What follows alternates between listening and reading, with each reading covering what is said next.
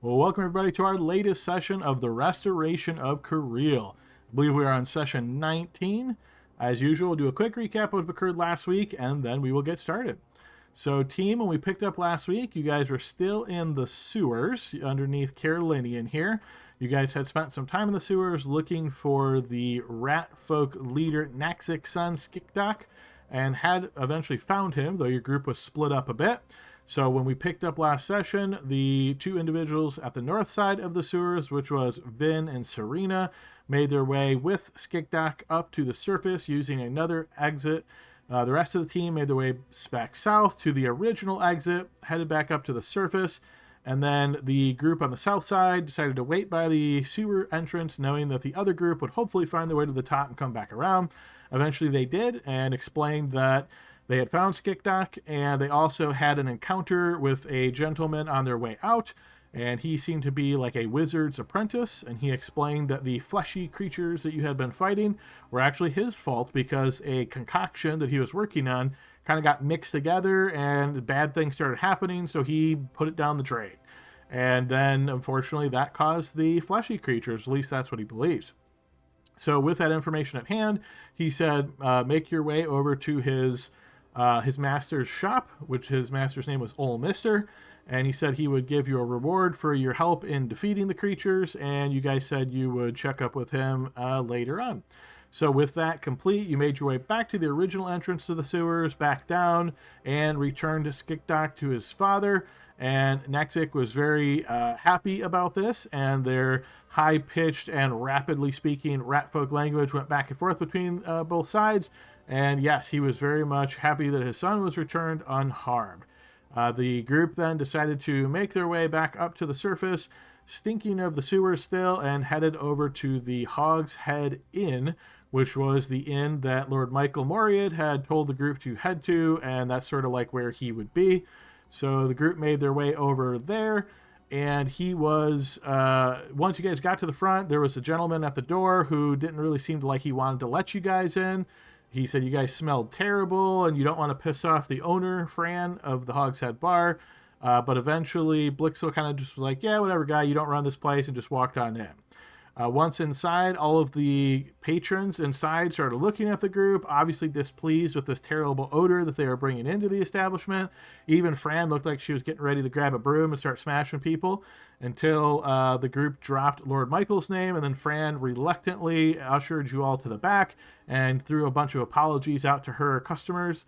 Once in the back, she spoke with you guys, and you guys essentially ordered up some baths. So she had her workers bring in 6 copper tubs, set them all up, bring in some hot water, pour it out. You guys jumped into the tubs, discarding your clothing, as your clothing was quite nasty from your travels in the sewer. And some of you guys asked for it to be burned. Either way, all of the different attire was destroyed. And other clothes were brought in. Excuse me. In fact, one of the workers here at the Hogshead Bar actually went out to a local shop and got some treatments, you might say. So brought in like a set of clothing, was like, hey, this would look good on you. Tabard was not so impressed with that idea. It was a little bit maybe too bright and colory for him. But eventually, after having some conversations, he went back to the store, brought back a set of new clothes for everybody, and everybody was able to get something at least reasonably good as far as like their personal aesthetic. But the clothes, of course, were of very high quality, and the group was outfitted. So with that complete, the group then got their stuff together, ate a meal, drank here in the bar, had some more conversations.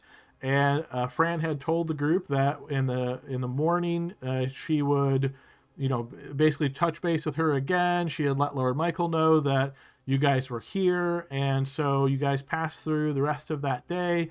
Woke up in the morning, and as you came down, Fran was trying to usher you out the door very quickly. Eventually, she relented and was able to give out some bread and honey, but nothing she could really cook because she, seemed as though she was under orders by Lord Michael to get you out and to his location ASAP. So eventually, you guys did indeed make your way out of the Hogshead Bar and went over to this small estate house or manor house that apparently was a local noble in Cariele who was in good relations with Lord Michael. And so you guys made your way to the home As you stepped close by, you saw that there were guards around this house. They were all wearing the colors of Moriad. You saw 4 on the front side of the building, and you assumed that there were others on either side and the back, likely. As you made your way through the doors, old Michael was there. He was happy to see you. You guys spoke a little bit about your exploits, and after you had explained that you had saved Skikdok, and he was obviously happy to hear that, because the rat folk are friends of his domain and his father in particular. He then asked how you guys tracked him down specifically, and this gave a bit of pause. As Vin was showing over the instructions that Fran had explained, the door to the north opened, and Miele Birion entered the house. And this is kind of a very tense moment as the group faced off with her, and she essentially explained in no uncertain details that she was kind of a mastermind, and she was 3 steps ahead of the group. She had explained that she had soldiers outside the building, and that even though they were in Moriad's colors, they were actually her soldiers, and that she had replaced the Moriad soldiers here, and so she had all the advantages in this negotiation, if you like to call it that. She also explained that she was aware of the group, and specifically of Vin and his goal to try to come here and reclaim his father's throne. She explained that she was actually okay with that because she thought his uncle was pretty dumb and terrible and didn't really help at all, and so she had no concerns about just swapping him out for Vin. However, she offered a couple of ultimatums, namely, don't mess with guild business, and she tried to really hammer this through the way she spoke. She also seemed to be perhaps aware maybe of Vin's tendency to, let's say, address problems head on. And so she indicated, she had soldiers all around this building, and if you wanted to try that way, you're likely not going to succeed. So obviously a very arrogant woman, you could say, but it seemed like she was very, very much prepared. So hard to say whether how that would have gone. But eventually, Vin did indeed agree to this swap. And the condition that he asked for was that Ryans would have to either be banished or killed. Miele said she didn't care. Sure, she would do that. He also asked about the whereabouts of his mother, and she said that she knew where his mother was, and if you could strike up an agreement, she would take him to his mother after this. And eventually that agreement was struck. She left the building, went and acquired both Vin's uncle and a priestess, and brought them back into the manor house. And then the group was able to observe this ritual of investiture. And this is a ritual that takes place that magically transfers ownership of a land from one person to the other. Because in this world, as some of you guys have probably started figuring out by now, blooded folks, rulers, regions, they are actually tied to the land through that divine blood in their bodies, and the blood soaked in the land from the Battle of Mount Daesmar a long, long time ago. So with that connection, Vin suddenly felt as though for just a split second, he could actually see all around the realm and hear conversations, people talking, some commoners, some adventurers, that sort of thing. But it was very, very brief and perhaps a tiny bit overwhelming. With that complete, Miele didn't seem like she had any interest in hanging around. She said, essentially, give it a day or two before this information is filtered through everybody that needs to know. If you just run up to the castle and be like, hey, I'm the new ruler, they're not going to even know who you are at this point. So give it a day or two, and she left through the northern doors. The priestess that had performed the ceremony was still here, and Vin decided to ask her a few questions. She was a little bit maybe reluctant and kind of gave overly careful answers, you might say, but she did so to the best of her ability, and then eventually she left as well. With her gone, the group conferred with Lord Michael once more, and he said he thought the group likely made the correct decision here not to try to fight her, because it seemed as though the odds were very much stacked against them, but part of him was itching for the fight to actually break out because he does not like her. He said he did not like her personality, doesn't like how she acts, and didn't like this sort of power play that she pulled here. And he said once he gets back home, he would see what he can do to, maybe get some revenge, perhaps, or at least get back into the point where he's not feeling like he's on the losing end of this relationship. So with that, the group exited this manor house, made their way back to the Hogshead Inn, or at least that's where Lord Michael went. Group decided to do a quick detour over to Old Mister's bar in order to speak with him and see if they could speak with the apprentice they had previously spoke to. He actually wasn't there. The group did meet old Mister, who was this older wizard kind of gentleman with a purple beard. And he essentially, the short version is, he asked the group to keep things quiet of this error in judgment by his apprentice, allowing this dangerous stuff to get down into the sewers. And in turn, he rewarded the group with a rod that he handed over. When the group asked, well, what is this? What does it do? He said, well, it's got tentacles on it. You can, ask the tentacles basically to attack. And if all three of them hit somebody, it does bad things to them. And it's kind of like the short version of what he said. With that, he then spoke with the group a bit more. And eventually the group decided to make their way out of his shop and then head over to the Hogshead Bar. Once they returned there, they saw that there were these gentlemen kind of in like long johns sitting all around the center bar. Turned out these were the true Moread soldiers that had been stripped of their armor, gear, colors, everything, but had been left alive. So Lord Michael was glad to see that they were alive, but again, still a little bit upset that he had gotten duped so completely by Miele. So he spoke with the group a bit more as they asked him some questions. He indicated that he didn't think that the woman he was meeting here was going to, amount to anything, and that there was somebody else that he was interested in, had already met in the past, and he was kind of still looking for her. And that's where we left off, as the group asked a bit more questions about that, and he said, well, let's head into the back room to talk about that then. So yeah, team, that's my probably overly long recap. Is there anything I missed there that anybody would like to add? Yeah, so walking back, Miele also said that she will assign a spy, or as she put it, a counselor, to be with Vin, or be in our council as well. I think I remember that. She did not use the word spy, but yes, that very well may be what the group believes, because, yeah, she said this person would represent the guild's interests on the council. So, yeah, good addition. Go ahead and take inspiration there. Oh, you still have the wrong name in Discord. I almost called you that. Dian. Anybody else have anything like to add? Okay, hearing nothing else. Yeah, go ahead. I'd like to add one more thing. When Michael was talking, could just be for everyone's benefit, but he says, looks like Melee has sent me a message, and I can't wait to get back and send her one in return. Yes, yeah, that's sort of what I was indicating when he said that he would want to try to get some kind of revenge on her once he gets home. Okay. Knowing that he's not in his seat of power here, he's got to be a little bit careful what he does here in Cariele. But once he's back home, he's going to have more freedom to get even, essentially. Yeah, and we also told Mister that Vin's the king, clearly. Yeah. So it is yes, another you did. person. He wasn't quite believing you, but yes, no, he did. Yes, He'll learn. All right, so that's it. We also asked Michael when he cuts back through the Stone Crow Mountains if he could check in on the people from the hamlet and send us a message about essentially that they made it okay. And we asked that, well, I asked him that we tell Tegan to just lay low for a little bit for now. Yes, indeed. He's going to be heading back that way through the Stone Crown Mountains and likely passing through that town of Vanshin. And that's where he had originally asked his folks to be on the lookout for your arriving family members and neighbors and that sort of thing. So, yeah, good addition as well. Vin, go ahead and take inspiration. Okay, if there is nothing else, I will go ahead and deal a card out to everyone. Go ahead and take a moment to review your card.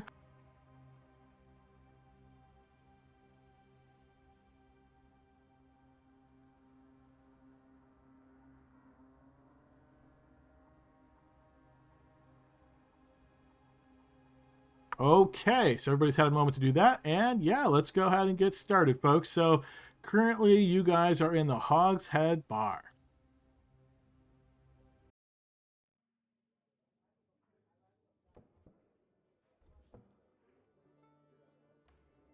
Is it morning after or?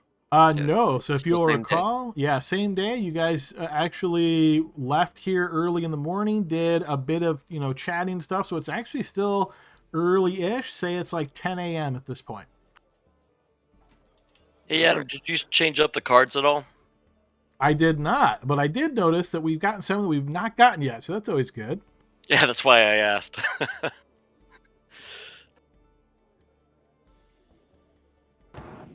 All right, Michael, what are you gonna tell us? Yeah, so as he walks into that back room and you all follow him, you see he kind of moves some of the seats around here to get himself a comfortable spot. Kind of leans back, puts his feet up on another one of the seats, and motions for all of you to have a seat, which I presume that you do. And then as he kind of goes into this tale, he looks at you all and he says, well, as I was saying, you see, life in Moriad is different than it is here. Here, you have your loggers guilds, and I'm sure the people do their fair share of hunting and fishing, that sort of thing. In Moriad, we have a proud tradition of military service. Everybody, in fact, in the entire region serves in the Guardians, which is the name of our military forces, the Guardians of Moriad. Not everybody reached the exalted heights to actually join a unit of the Guardians, but everybody at least gets trained. They get some armor that are actually designated through the capital. They are crafted. So think of this as, voluntary service. Everybody does do it. So maybe voluntary is not exactly the right word, but believe me when I say that everyone is proud to do this. It is a strong tradition. We want to make sure that our lands are free and safe from dangers, and making sure that everybody is prepared goes a long way to that end. Well, at the time that I was doing my service, and I know you will probably find that somewhat surprising, being the son of the Moor, but even I had to do this service. And in fact, when I did my service, there was a young woman that I met at the time. She was very interesting. She was the kind of woman that some guys throw their entire lives away for.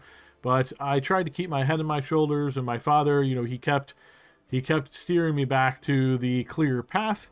Well, things went pretty well over the years. Her and I had a close friendship and perhaps a bit more.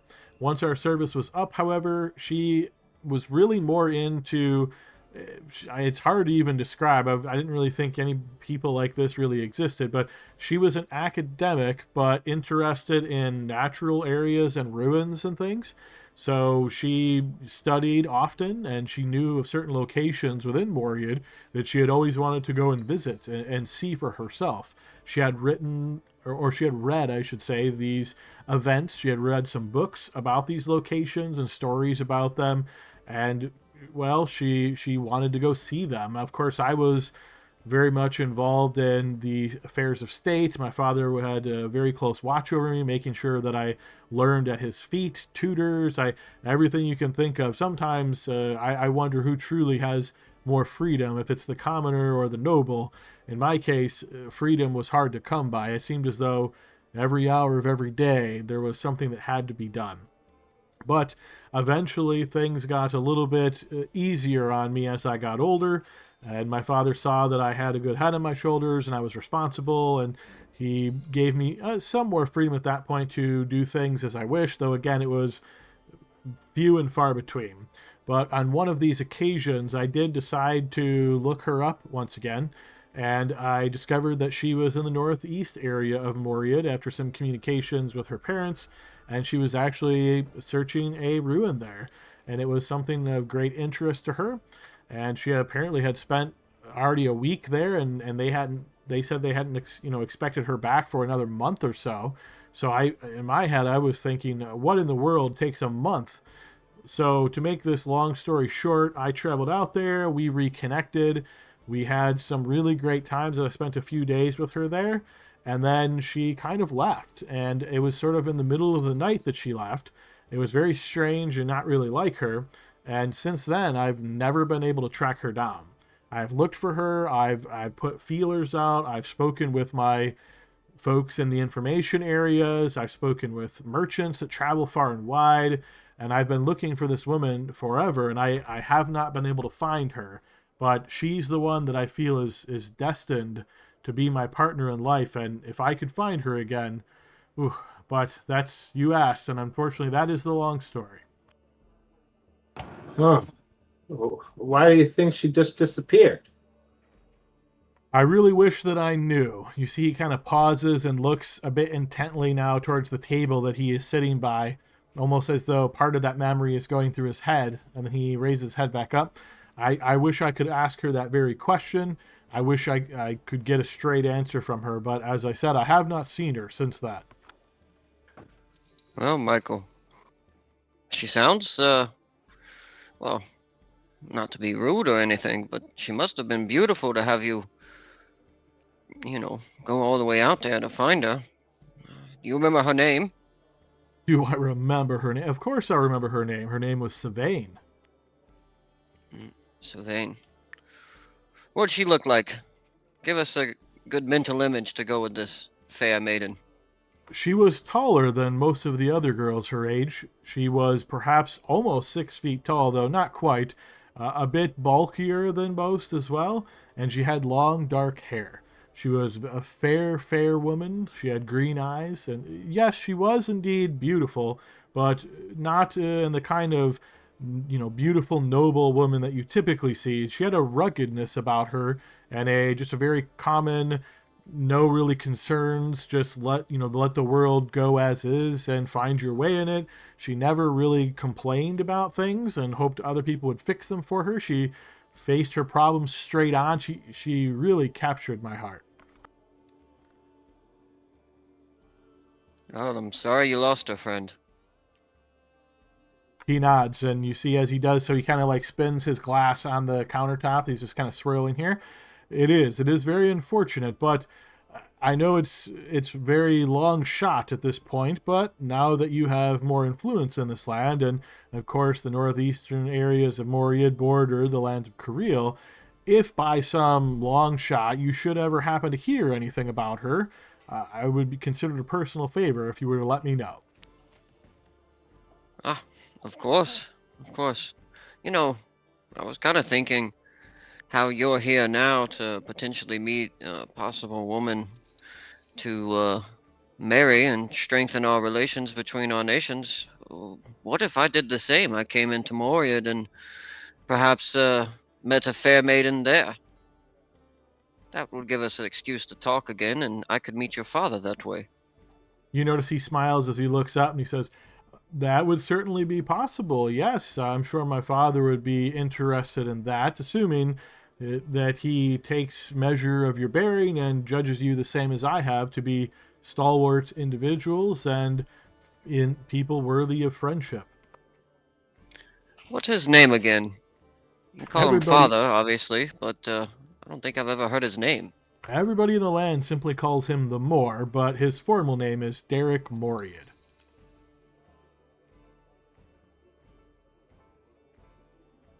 Yeah, I got a question for you. There's all kind of ruins out there and stuff. What was she exploring? I mean, was it an old temple or what?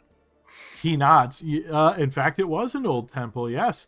I'm not really much on the academic parts of things, but it was a temple to Rorendale, something to do with moon observations and things.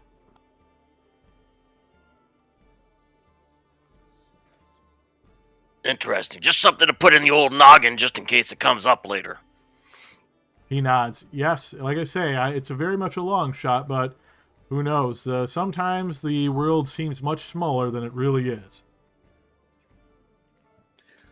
Isn't that the truth? Well, are y'all leaving today? He nods. Yes, my men have suffered a fate here that I mostly of embarrassment that I hadn't wished upon them, and I can already hear some of their grumbling. So yes, we will be leaving very soon and making our way back to Moriad.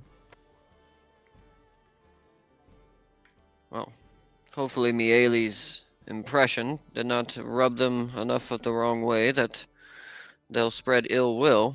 I hope you'll let them know that, well, I guess you could say it's under new management, and we're working on the problem. You see, he nods. Well, I have no concerns about my men spreading anything bad on the way back. Obviously, they'll grumble about this. Some of them will say, couldn't we have stormed and used force to free them and punished her and so on and so forth. But my father, I'm sure, would not like me to do anything reckless while I'm here. So I'll return to Morid and fill him in on everything that has happened, and I will ask him to, if he decides to retaliate in any way, to make sure that it doesn't negatively impact what you're trying to do here. Sounds good. Well, I'll take that whiskey bottle and go around one more time. In case we don't see you again, I can look in Blixel's eyes and kind of get an idea of what he wants to do today. To your good health, and, well, to new relations between our nations. You see he nods, takes one more sip out of his glass here, stands up, and then stretches his hand forth to shake your hand. I'll give him a good hearty shake and kind of pat him on the shoulder and give him a smile and say, all right, well, we'll talk soon, I'm sure. Best of luck on your future endeavors, Lord Vin. Oh, that sounds weird. You see he kind of chuckles a bit and he nods. Get used to it. You will be hearing it a lot now.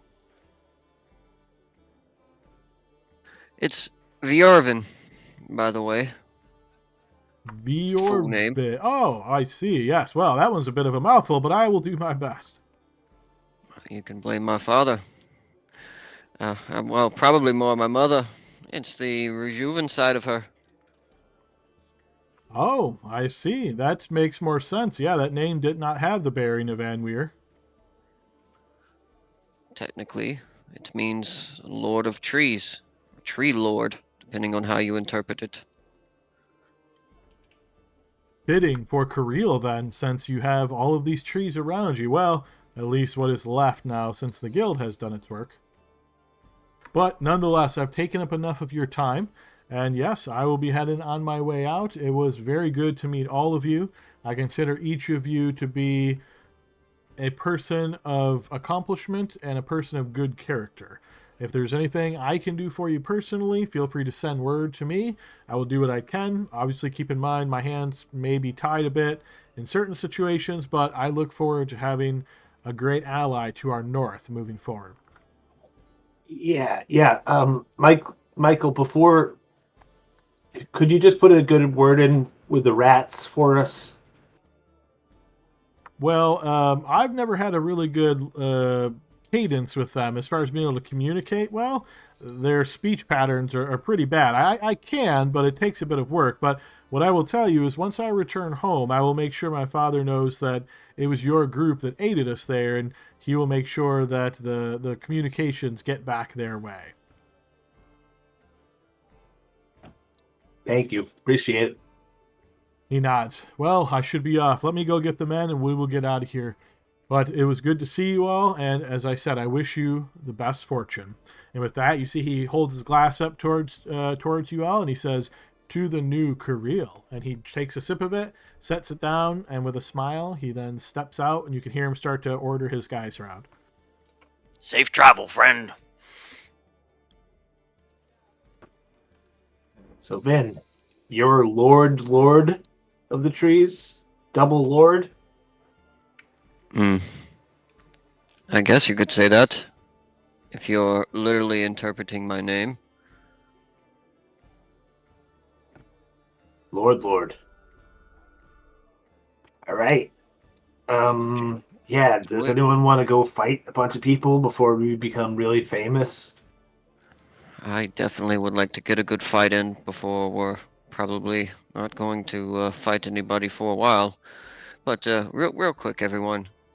And I turn and look at Celine, who's like 2 shots of whiskey deep. She's actually drinking with us. Look at her. Celine, do you have a change of heart? No, it just it's a unique occasion. I'm gonna regret this in the morning. I'm gonna regret this in a few minutes, probably. I was about to say, it's technically still morning. Either way, I'm thankful for friends like you. We don't have much time before all of the, like Michael said, the lords do this, and lords, will you do that, and yada yada. So let's inquire about this fighting ring, See, maybe friend knows something. Yeah, it's like for research, you know? We got to know what's going on in the city. Well, it could also be good for us to learn a few things about other lords and ladies of the city and what they really like.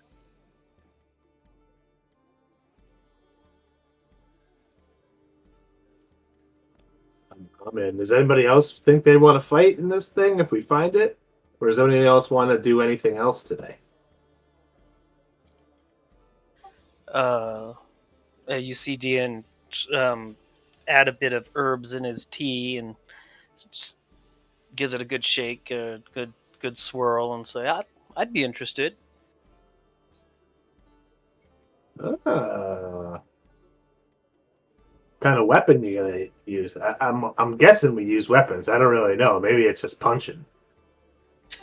Either way, I should be fine. I'm not the Cathbad for nothing.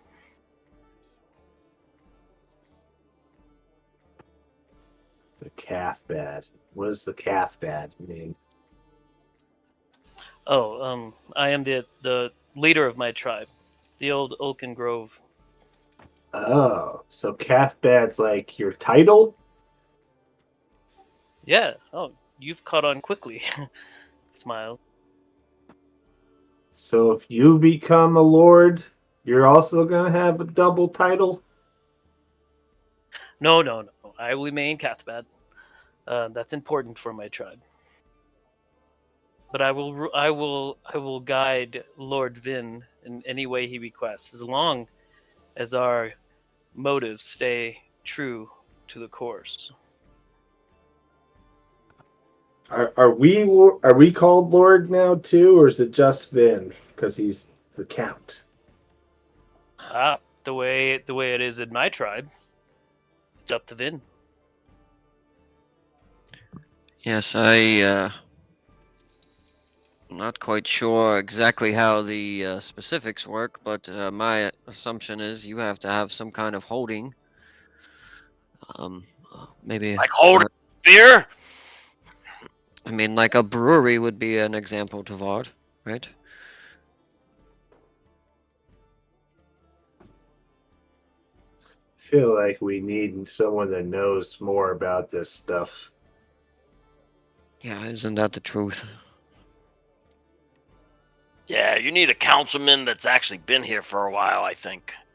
You know? Yeah. Otherwise, the one that the guild master gives us is gonna walk all over us because they're gonna know what they're doing and we don't. Hey, what about that? What about that guy we met when we were watching the joust? We could stop by and say hey to him. He also said something about some kind of game. You'll remember. Yeah, I Oh, assumed they were just hunting. hunting peasants or something like that. Some sick thing that these noble people probably do. Well, outside of him, we have a few of those knights that we could talk to, like Sir Houghton or the Green Knight, Sir Shane or Sir Racine. I'm sure. Well, I'm sure they would know a little bit more, but it may be good to strike an alliance with them early, get their favor. Yeah. Yeah, do you have to wait a couple days for that, though, before people start just kind of wondering what you're asking silly questions for? Probably. Probably. Because, I mean, like old Mister's face, when I told him my title, he obviously did not fully believe me right away, so, you know, whatever Miele said, a day or two, but today may be our last day of just, well, not being lords, any of us. Yeah, maybe start asking around, but not be too, direct about it. Like maybe talk to some of the soldiers. I mean, the heart of the men kind of thing. Maybe they have a good recommendation, but don't let them know who you are, so to speak. Sounds, like good advice. Doing my best to learn how to control my emotions and tongue. So I'll take a sip. Lord Vin, you intend to knuckle up, as it were, with Blixel and I?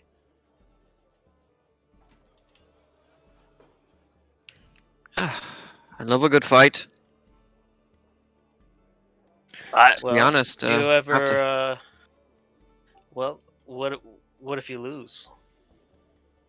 What if And he I start dies? I smile out of the crick of my mouth, smiling at you.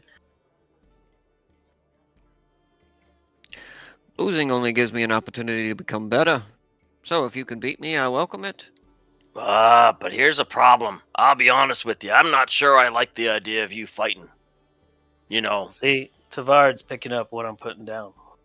because if you get beat badly, even if it's not by one of us, if it's by somebody else, then people are gonna look at you differently. You know. Well, who said I'm fighting as myself? You think I'm just going to tromps in there looking like this? Okay, if you got that disguise kit going, that's great. Yeah, I mean, Going dressed as a clown? I have one of those. I could disguise you up if you really want to. I mean, if you're getting punched in the face and whatnot, it might come apart a little bit, but So, my closest friends and allies all believe that I'll get my ass kicked. Is that how it is? no. I I think you could probably win. I mean, I'm just saying that no matter what, the disguise might not hold up if you're being like hurt or attacked and stuff like that. and I'll stand up and say I only brought it up for the obvious conclusion that your friend Tavard picked up. You got to be careful of your actions moving forward. Beware of your title. You could be put in compromised situations. Pit fighting is a gambler's business, is it not? There could be ill folk down there, people of nefarious intent. Just change a little bit. No one's trying to beat you up, Commander Lord Vin. We're just looking after you. It's all about risk and reward. Is the risk worth the reward? That's for you to say. I mean, after all, you're the Lord and all, but I'm just saying, not sure there's enough for you to get your face punched in for nothing. Well, you bring up Yeah, good points. I mean, essentially, you're telling me that if I lose, it will be embarrassing, and then afterwards, when I am the Lord, I'll have to hear about it. Maybe my strength and stature will be questioned. Or we could think of it the opposite way, and I kick everyone's ass, including you two's. Well, And there you then, go. how would that Yeah. look? Ah! Well, there you go, Lord Vin. Risk reward. The choice is yours. I'm only a counselor. That is all. I. I'll think about it. Either way, we've got to find it. That's half the problem, anyways. oh yeah. But I think Fran will know. Was did anyone want to do anything else like around town? We got a couple days, but why don't I go talk to her and find out where and when it happens? That might help us to make a decision. Before you leave, Blixel, uh, where did that rod go? Does anyone want to take a look at it more carefully in our private area here? Maybe spend an hour to know it better? Um, Do we have a handout for it, Adam? Oh, we do. just a picture. Okay. We don't know what kind of weapon it is, like a quarterstaff or something. It is not a quarterstaff, it is a rod. I see. If someone tried to attune to it, would they need to identify it to be able to use it? Not necessarily. If you attune to it and it has no requirements, or you meet those requirements, then you'd become attuned to it and you'd be good. Celine, have you studied enough to be able to identify what this rod actually is? He takes a sip of his herbal tea, and you notice he's getting a little red in the face, and you might suspect that it's not just Earl Grey. I would need a pearl worth 100 gold to be able to do that, but I could do that if I had that access to such a thing. I bet I pulled this big. What I have? How many do I have anymore? I thought I had 30. Hold up. Oh no! Oh, I have You pulled your 13. wallet out. You don't have enough money. Yeah, I pulled my wallet out and I count 1, 2, 13 gold pieces. You think that's enough to pay the old purple beard to tell us exactly what it is? Never thought of that before. I'm kind of new. Well, why don't we, if we're going to this tournament, there's probably some manner of winnings. We could use some of that to secure the supplies we need. But I am worried about it because we don't know much about it. Like, is this just a harmless fun kind of tournament, or is this like a deathmatch kind of tournament? Because I don't know if we want to risk certain individuals' lives to. What's life without a little risk, though? Given the weight of our new responsibilities, I would say it's worth quite a bit. It's either reward or failure at great risk or little risk.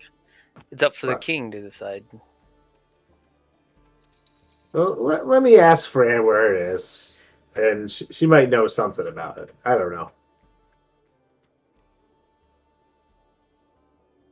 And Books will sort of stroll up to wherever Fran is. All right, This you morning. exit the room and you notice the last of the Moriad soldiers are exiting out of the entrance to the Hogshead Bar here, and you can see that there are dishes and cups and platters just all over the place. And you notice Fran kind of shaking her head as she's just going around, her and her helpers starting to clean up the mess. As she sees you approaching, you see she raises her head and says, "Oh, good to see you again, dear. Can I help you with anything?" Yeah, and Bookstore will be like gathering up plates as he like walks up to her to try to help with the cleanup a little bit. And he's like, "Oh yeah, good to see you again. Um, we are looking for there's some kind of like fight club thing going on in this town. Do you know anything about that? I think we want to get in on that." So you see she's smiling as you're picking plates up, and then as you ask that question, you see the smile kind of fades, and she just, "Oh, come on, not you as well. So many of the people come in here and they say, 'Oh, I'm going to win this thing.' But I will tell you, most of them come back just with bruised egos and sometimes broken ribs." Oh, oh, so you do know it. Um, what kind of a thing is it? Like we just heard about it. We were a little excited about it, but we don't know much. So is it with weapons? Do people get killed? Do people, like you said, people are usually just bruised and whatnot? Well, it's probably the worst kept secret here in Carolinian, and they always have a big tournament version of this anytime there is a standard tournament with joust and archery and the melee event on the surface. They have what they call their underground tournament. So they sometimes they try to split attention away from the bigger tournaments, or they just want to give something for the common folk to be able to watch. But yeah, essentially how it works is, well, there is this store that sells just all kind of shoe supplies. It's called Harry's Cobbler Store, and if you head over to there, there's basically a door in the back, and he will let you in, that lets you down into this underground tournament. Somehow he discovered this when he built his store there some years ago, that this whole like Coliseum essentially was built underneath this part of the city, and his shop has one of the entrances to get down there. It's a little bit rugged. You kind of have to climb down a ladder. Well, that's at least to get to the top part, and then you can get down below, of course. But yeah, that's your best way to get there. As far as what it is, well, it's like a big coliseum underground, and they have fights in there, and most of the fights are just once you fall to the ground, it is you're out. So if you get hurt, or if you think you're going to get hurt really badly, you can just drop to the ground. And as long as you don't get up again, because if you get up again, that's cheating and they'll be really upset. But if you stay down, then you won't get killed. Is just like free for all, like a whole bunch of people fighting each other all at once, or is it? Oh, one no, on no, one. no. See, you come and you bring your team with you, and then the people who run this, they decide who to pit against you. Sometimes it's soldiers, sometimes there's exotic beasts that they've been known to have on hand to test various combatants in the arena. Well, I do like a good exotic beast fight. And is there any sort of big prize for this for winning? There is, but there's also an entrance fee, and it can be a little bit steep at times. So there's always people nearby that are like, well, they try to take advantage of you. If they think you have any chance of winning, they'll say, "Oh, well, I'll put your prize money up front, or your entrance fee up front. But if you win, then they want 80% of your prize, that sort of thing." So if you're trying to go and actually fight, make sure you bring in a purse with you. What around what ballpark are we talking to get in on this? It really all depends. Sometimes for the kind of more common fare, maybe like 10 gold.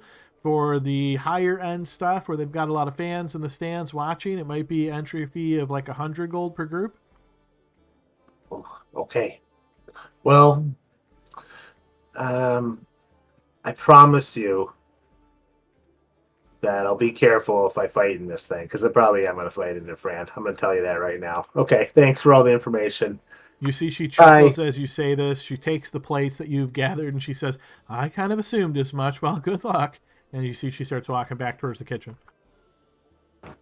Okay, Blixel will stride back in and relay all this information in excited fashion to everybody else. And I'll pick up on one word. Did she say killed? What? She said most people weren't killed. No, it's if you stay down, you won't get killed. That's what she said, is it not? I look around. Well, she said if you get back up, it's like cheating.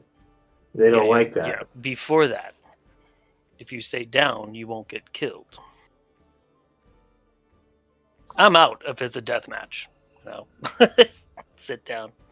Well, it sounds like what she's trying to say is It's if not a you death match. if you get usually. knocked out, as long as you don't, you know, Yeah. No, I understand the metaphor. they'll spare your But- life if you Yeah. lose, as long as you surrender, I guess. Okay. These strange cities. I'm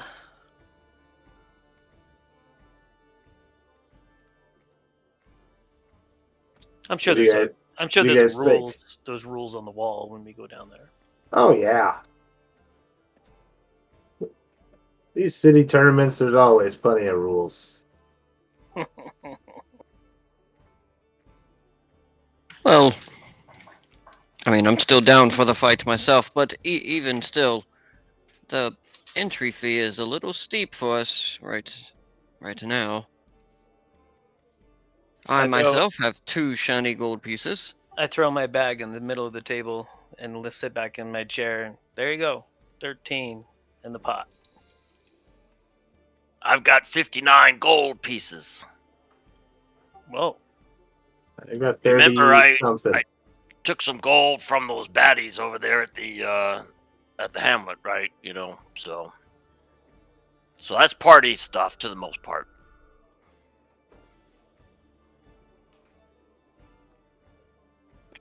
Yeah, I mean, do we Still need have that money? bag of unmarked gold also.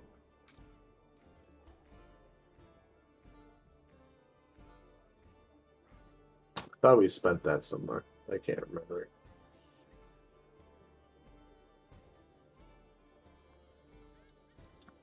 I mean, I'm down just to test my metal, but we could make some money along the way. Well, we can always just go down there and look until they talk us into it, right?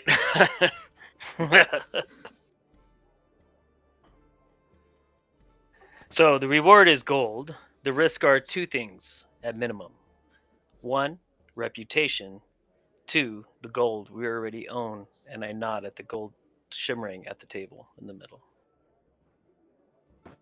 Well, another reward is glory. I forgot to put that in there. We have that coming in a few days. For free. Finally. Yes, but glory that's been given to us by name, not by, well, experience. They don't know who I am. None of them have ever They met me. will. They will in 2 days. Well, it will also help, especially if we kick some ass in this underground tournament. And It'll then help. they see me in 2 days. It'll help only if you kick ass.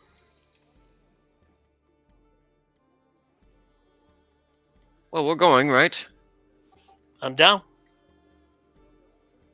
Yeah, I feel like we already know the answer to this question, but sure. Looks will take one more shot. Whiskey. All right.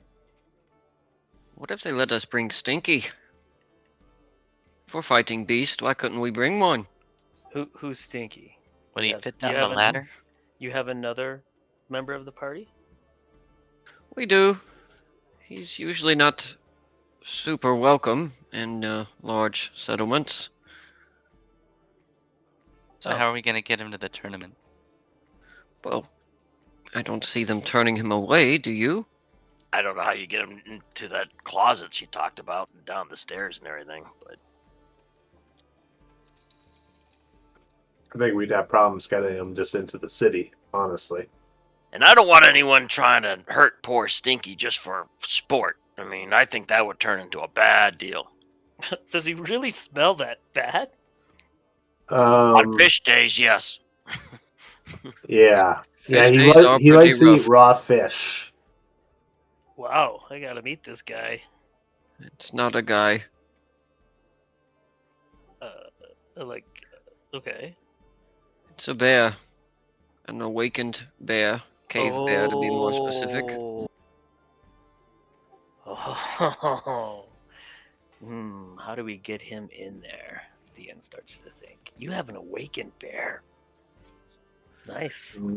Have is not really the right word. We Oh. did promise him adventure and his own prestige and to be a royal bear, and that seemed to pique his interest. That's why he's along with us. So, I mean, even if we don't bring him along today, once everybody kind of knows who I am, I'll just bring him anyways. I think he'll be Sure. good to have by my hip anyways, while we're navigating this city, considering the limited amount of trust we can have with some people. Yeah, for sure. I'm just worried that some guard will freak out and just stab him if he sees him coming in. Well, you gotta tell him it's a service animal, then they can't stop you. I love it. It works on 9 out of 10 of them, and then you get that one. Well, I think the bigger problem is just getting him downstairs, so we'll skip Stinky for now.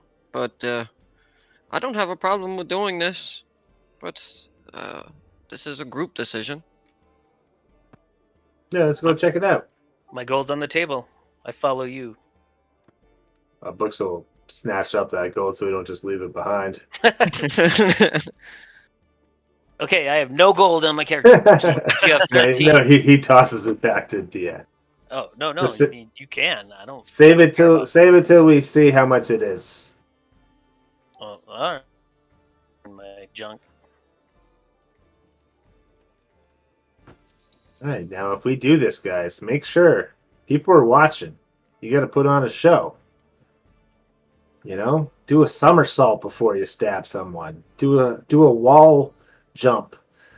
Do a magic show. Do something. Entertain these people. Wait, did you say people are gonna be watching? Yes, of course they are, Yeah. Eileen. It's not like a private fight behind closed doors, and then I would the like to winner change my just vote. walks out.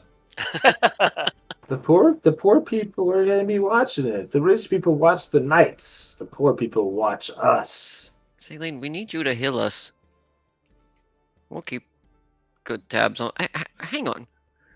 Let's not act like you haven't kicked plenty of ass yourself. It's more the spectacle that I'm concerned about. But Ah, This may be our last time to have real fun. Well, for a while at least. It's not true. I've heard Carolinian has a library. You can have tons of fun in a library. Leave the geek at home. Speaking of you What's bringing a that up, library?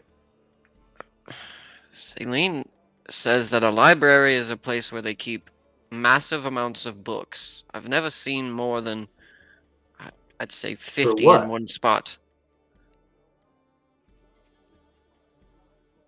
Celine likes to read.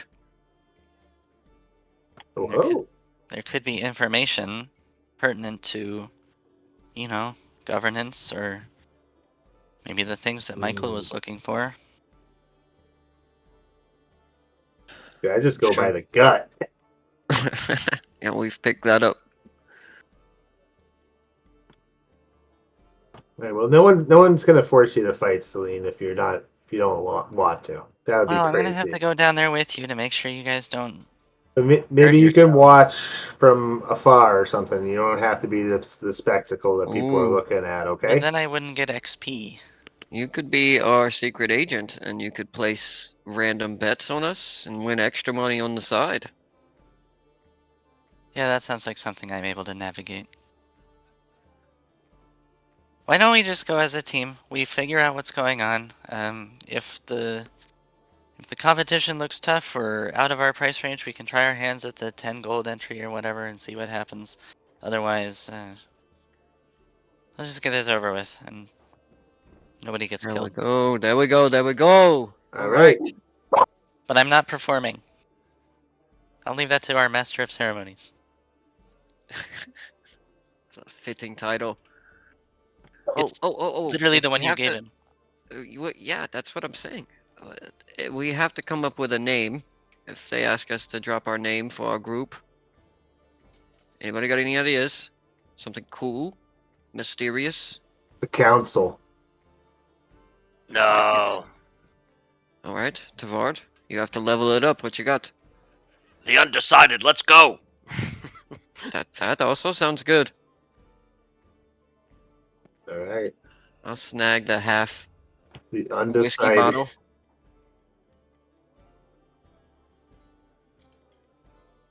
What, the cobbler shop? Is that where it was, Blixel? Yep. Harry's. All All right, right, we're sounds like you going to guys make your way out of the Hogshead Bar back into the streets and look for Harry's Cobbler Shop then, yeah? Yes, sir. Okay, you exit the Hogshead Bar and find the streets somewhat packed like you have in the past, as there seems to be a lot of folks moving about to and fro. You notice that there is like different groups of people kind of clumped together, not very typical that you've seen here. It almost looks like, you know, people having conversations and they're just in almost like little cliques in a sense. You kind of just look around at them to see if anything jumps out to you as far as like what the context of this is, but you're really not sure. Based on what Fran explained to you of where Harry's Cobbler Shop is, you would have like a 1 minute walk through the city to get there. Okay. It seems like everyone is having like hushed conversations with each other. Not everyone, but instead of just seeing people walking through the streets, you're seeing like 4 different groups of like 6 people in one, 8 in another, and they're all kind of like, you know, backs turned towards you, all kind of talking to one another. You can see some hands going up as they're talking somewhat excitedly, and yeah, this is not something you typically have seen, at least so far into the city. Adam, does it look like that they're, if I can roll an insight check or anything like that, that may work, in regards to, are they working in numbers or walking in numbers for the purpose of security, does it look like? Go ahead and give me a blind check, Tabard.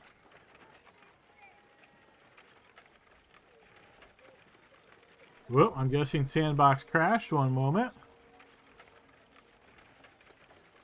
I put it on my big icon too. I don't know if that's working or not. No, yeah, the sandbox had crashed. Let me just restart real quick. Well, it says I rolled pretty good. It says it's probably fine, so I'm sure that, you know, in perfect Tavern style, I mean, at least that's a 4 or higher, I think. All right, should be good now.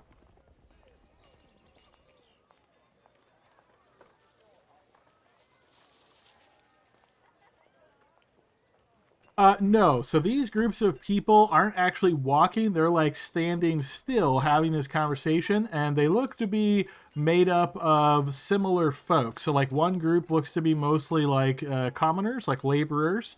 Another group looks to be more like city guard members. Another group looks to be more like the porters that work for merchants. So it's almost like people in their everyday typical days. You're getting the impression that basically all these folks have gotten some kind of news or information or something is brought into their attention, and they broke off into like these groups, or maybe people walking down the street are like, "What are you guys talking about?" And then they get kind of sucked in, and they're just all talking about something. I wonder what that could be. I don't I'm know. gonna walk over and try to listen. Any of the groups in particular? The ones that seem really common. Okay, so you go over to the most common group, the folks who just like everyday citizens, and you can hear as you kind of are getting a little bit closer and trying to just listen a bit surreptitiously, you hear them saying, yeah, that is going to be really strange. Do you think that offer's real, though? Are they really going to give us all food? It even said prizes. Are they really going to be and they're just going to give them away? That can't be right. That's what the guy said. He said, just pay attention tomorrow, and then the signs are going to go up. And then you hear another voice, when have you ever seen them give us just free stuff? Are you kidding me? It's some prank that guy pulled on you. Yeah, just get your head out of the clouds. Sorry, I don't mean to interrupt, but I overheard you guys talking as I was walking by. Are they? Did you say that there's going to be a giveaway of free stuff for everyone in the city? And you notice one of the guys that hasn't really spoken here, but he's just kind of listening. He turns to you and he says, "Oh, you haven't heard about this yet? Yeah. See, this guy, he came out. He was like, 'Hey, everybody, there's going to be this big thing tomorrow, free food and prizes.' And he was running all about. I got real excited, and I started telling the guy. And you see the other, 'I told you it's not real. Just shut up and just get back to what you got to do. That's what you should be keeping your mind on.'" Wow, when's that tomorrow, you said? Yeah, that's what he said. I'm going to try to wake up early and get out here. Can you imagine that? Like, if we got prizes? I'm going to get up early, too. And I'll step away. Thanks, friends. And I'll relay that to my group. And I wonder who they were talking about, I'll say. Who do you think it is? Well, there are other more maybe sophisticated groups around the street. Does someone else want to give it a listen? Right, Adam, you described them as like there's like workers and maybe middle class, maybe business people, or just Kind of like that, yeah. So one group is like commoners. That's one you just listened to. There's another group that looks to be city guards that are all kind of like you assume on duty, but they're obviously not patrolling right at the moment. And then there's another group that looks more like porters, the folks that move boxes around, that kind of stuff for the merchants.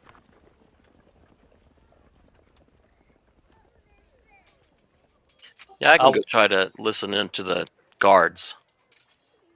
Okay, sure. So as you approach here, are you trying to do this so they don't notice you? You can see that these guards, obviously being city guards, are a little bit more perceptive, and they're, keeping their eyes peeled as they are talking. You can see occasionally, they're kind of scanning around each of them. Not that this is like something that they all designed, like, hey, you take your turn, but just by the nature of being guards, they kind of have their heads on swivels. Are you trying to listen where they don't realize you're listening, or are you just approaching them straight up? I'll try to go cautiously, like stealthily or something. Okay, so I'm going to ask for a blind check here. I'm going to call this a stealth charisma check. So essentially, this is your ability to blend in just doing normal things. Okay.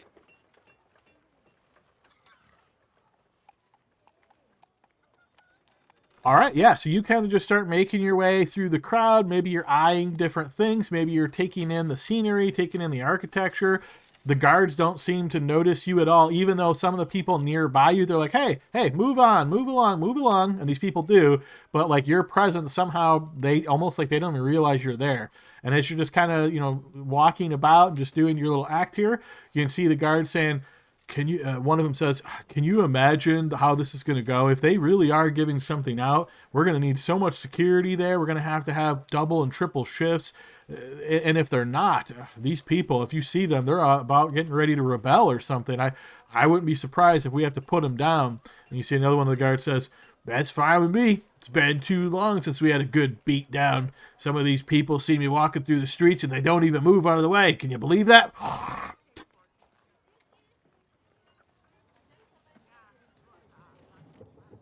Okay, I'll go back and tell my group and everything like that. Yeah, these guards don't seem to know much either. They're just wondering if they got to provide extra security.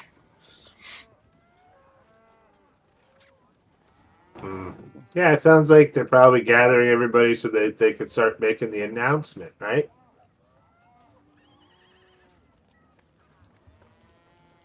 Guess we won't really know until tomorrow unless maybe we could ask somebody where they were talking about meeting, right? Like where are we supposed to go? What house or something? Yeah, because, like, I want free food. All right. Or we could go early, right, and see who it is. What if it's guild-related business or something? Hmm. But we're not supposed to mess with that, right? That's what I'm saying. I'm gonna walk up to the porters, Adam, and say, "Hey, I heard there's a big thing going on tomorrow. You got a lot of deliveries you gotta make. Where's this thing gonna happen?" Oh, are you talking about that news? That guy that came out of the castle with the trumpet? Yeah. So some guy came out of the castle. Is this an Yeah. order? Is this an order from the king? No, we don't have a king. Where are you from? Oh, sorry. I'm not from here. I just heard the news. I'm excited for free stuff. Oh yeah, no worries. That's all we need is like people not from here coming in and taking all of our free stuff. Well, I gotta feel welcome. You guys welcome me with open arms. And you see the one guy kind of narrows his eyes. Go ahead and give me a blind check here, Dan.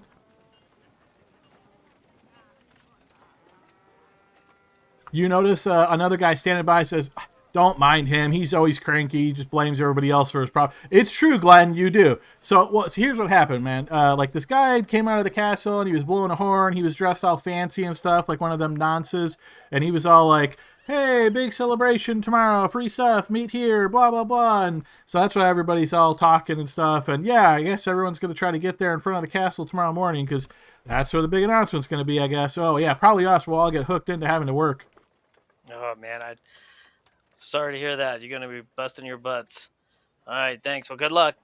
Yeah, you too, man. All right, so I go back and say, "Looks like you need to go to the castle, my friend, Lord Vin." I mean, Shit. Later. Yeah, it's tomorrow. they're planning Um, to get rid of all of your things, or the guild is taking over. That's what I think. Or they're going to make an announcement about his, lordship and all, and they are going to introduce Yeah. him in the morning. Then I think the person they're going to introduce should know about it. So that's stop also off at the true. castle. Well, let's go to the cobblers, kick some ass, and then stop by the castle before we go home Yes, my lord. for the night. Dude, you got to stop, please. I am just your right hand. After you. I guess we It's all are your Lord, the end. Lord. right. I Ben kind smile. of shakes his head and like looks left and right, trying to orient himself, and then takes off towards the cobbler shop. We want to disguise you first. Oh, I've got that. And then he turns around and he just pulls his new tunic shirt up around his mouth. See? Bandit style. He's going to put his bandana on the opposite side. Yep, Effect exactly. a curly Q. I can just see it now. You get your coronation in the morning with a black eye and a bloody nose, and the guys sit you down to put you in a painted portrait to put over the fireplace. It's gonna I be mean, beautiful. I can touch him up if he gets too roughed up. Jesus, your faith in me, my friends, is astounding. No, not really. I saw you almost get your throat slit. Several times. I was Okay. walking earlier with Celine. He said that you almost went down on darts. So Oh yeah, darts. Those are let's hope they don't assholes. have darts, Lord I Glendon. mean, to be fair, it's happened to all of us. Okay. I haven't died. None of those attacks even killed me or got close. The darts just knocked me out, The guy cutting my throat, well, I mean, he got pretty close, but I almost killed him too. Forget that. And then one of those fleshy monsters, well, they almost killed all of us. So none of those count. That's what All I'm right. saying. I'm assuming we're all going to get a little beat up in this. None of us are going to come out unscathed if we fight. Off we go. My hair's not braided. No one's gonna recognize me without my hair braided. It's true. It's like she's all that. All right, so you guys are making your way for the cobbler shop? Yes. All right, so you follow that path down, and you notice, much like you saw when you first exited Hogshead Bar, there's other groups of people, and as you're walking by, you can kind of hear some of the same stuff you've already heard repeated. A lot of people saying, yeah, this isn't real, this is something stupid, and so on and so on. You make your way to the cobbler shop, and you notice a couple of people are actually walking through the door just as you get there. In a wheelchair. No. Coming out. Like the flight back from Hawaii, they're all like bandaged up from riding mopeds. Okay, anyway, sorry. Do they look like fighting people? They do not, no. Okay. Yeah. I go, all right, here we are. We can also get shoes here if you guys want. And Blixel goes inside.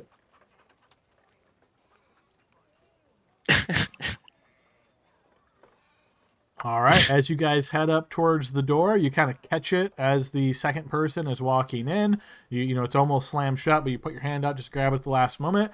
You notice there's this short man who looks pretty old, and he's got spectacles on his face, and he's got his hand held out to the guy in the front, and he says, "Two silver, two silver." And you see he collects the two and just points them to the corner. You get the impression they've done this probably before. They both walk to the corner, open this like closet door kind of thing. And you see them just kind of step in and then close the door behind him. And you see he just kind of nods with a smile on his face. And he turns back and looks up at you. "Ah, well, what can I do for you fine folks?" We're here for the festivities. "Oh, you have to be more specific. What do you mean, the shoes?" No. I don't. Well, actually, let me double check. Did anyone want shoes? No. No shoes today, sir. Not shoes. We're here for the other thing. Okay. Two silver each, two silver. Okay. So, yeah. Blixel will hand him 2 silver. Yeah. Oh, He, I'll give a gold piece for the group. you see he takes your gold piece and he looks up at you and he actually bites it and looks back. Okay, you go in. Yeah, so that should take care of 5 anyway. So I think that's the rest of us. Mister, who do we speak to if we want to partake in the festivities? Down below, talk to Jackson. Okay. Thank you. And you see he kind of looks at you a little bit differently now as he looks at each of you individually up and down just really quick. And then you see he just kind of shrugs and goes back to hammering a little pair of shoes. But he does indeed point you off to the corner, much like you saw the other two guys go in. Okay. Go to that same closet door.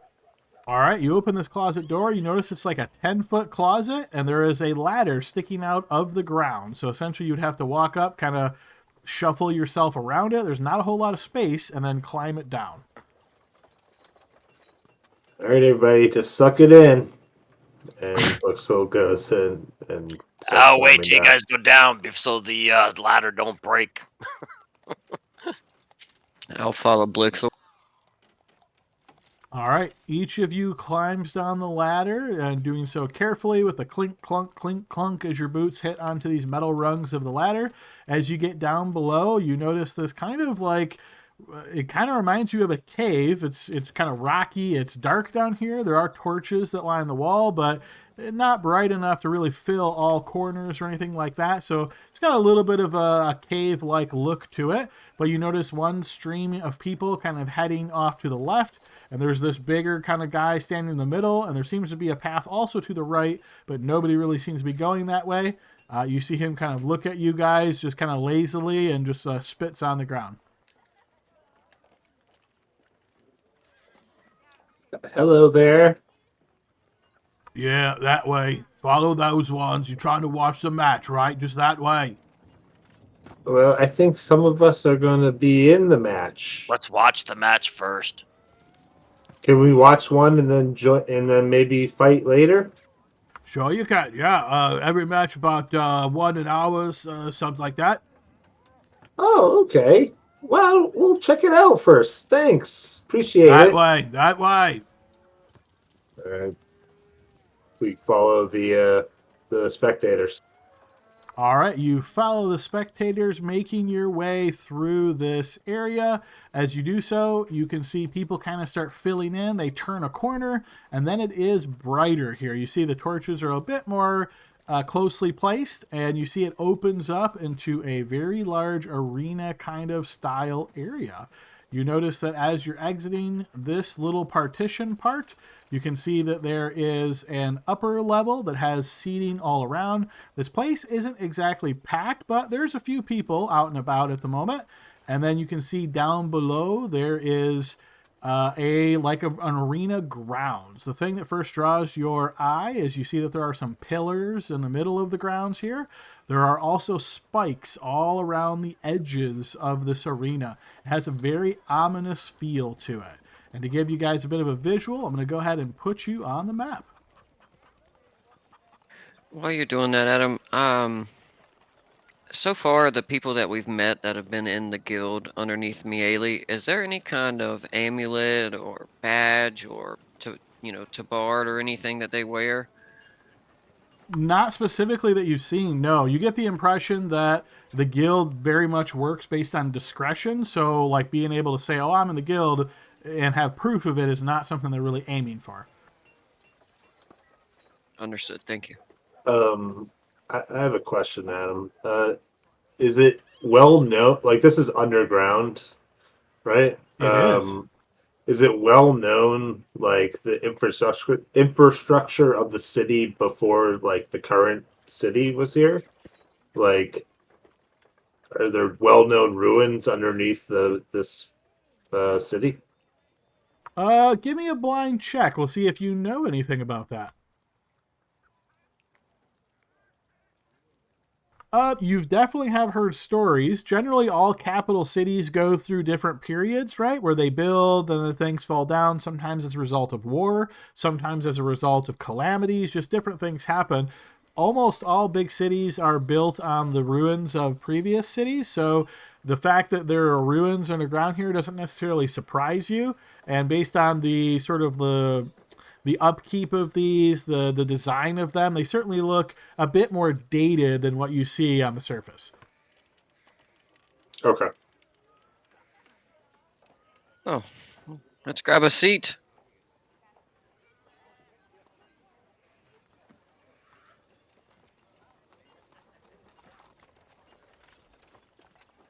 Hello. As you start What's making this? your way through the stands, you notice people don't really pay much attention to you as they're kind of all looking out in the middle. You hear people saying, when's the next match going to be? Come on, we've been waiting. You see some people have like beer steins in their hands. And you notice on the north side, some of them are actually starting to pound them rhythmically at the same time to make like this sound of like, hurry up.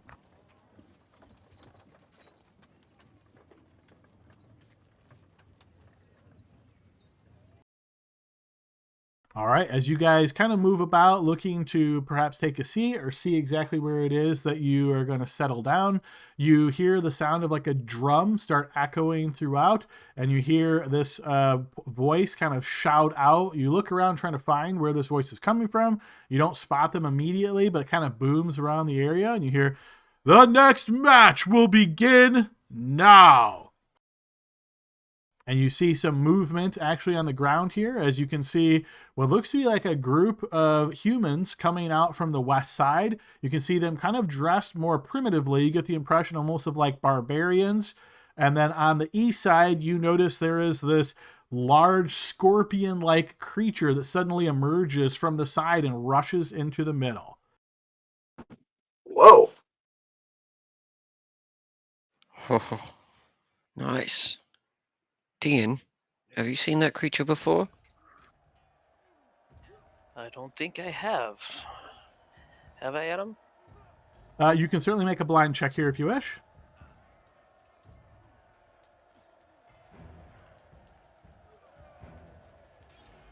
It certainly looks very similar to a giant scorpion, which you've heard about before, even if you haven't necessarily seen one up close.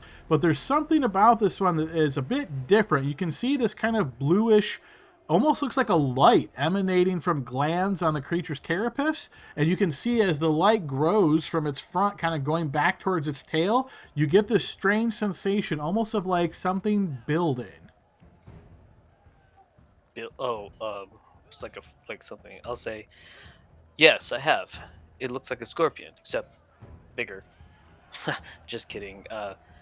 Look at his carapace. See the blue hue seems to be getting stronger as he enters in the arena. I'd watch out for some special ability that this one has. Ugh, is he going to vomit on them?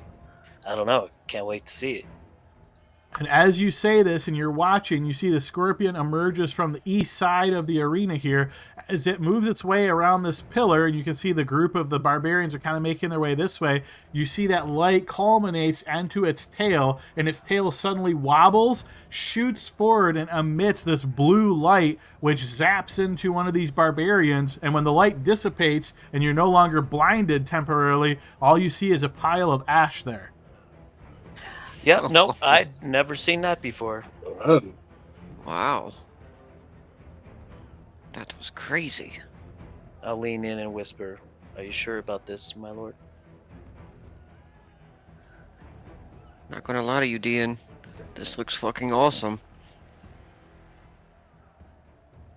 Is this not kind of, well, does it not get your blood pumping? Well, I have my own tribe to think about as well, and the benefits of the land, and bringing Yes. back what is natural to be here, back in unity. And I'm sitting next to the one man that I believe can actually accomplish that. But I will follow you in there if it's your wish, my lord.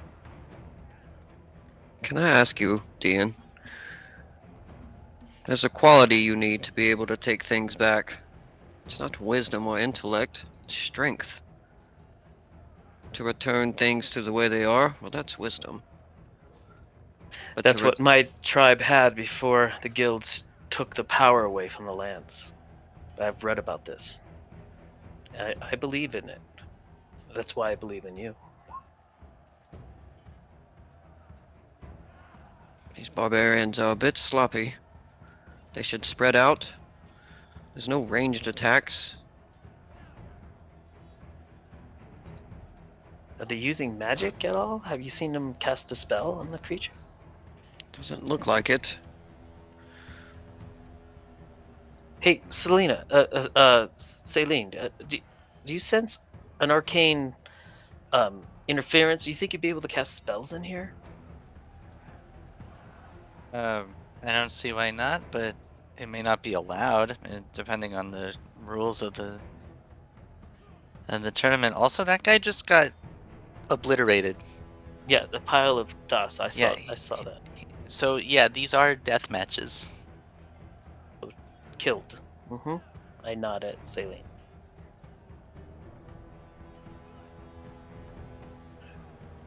Looks like fun to me.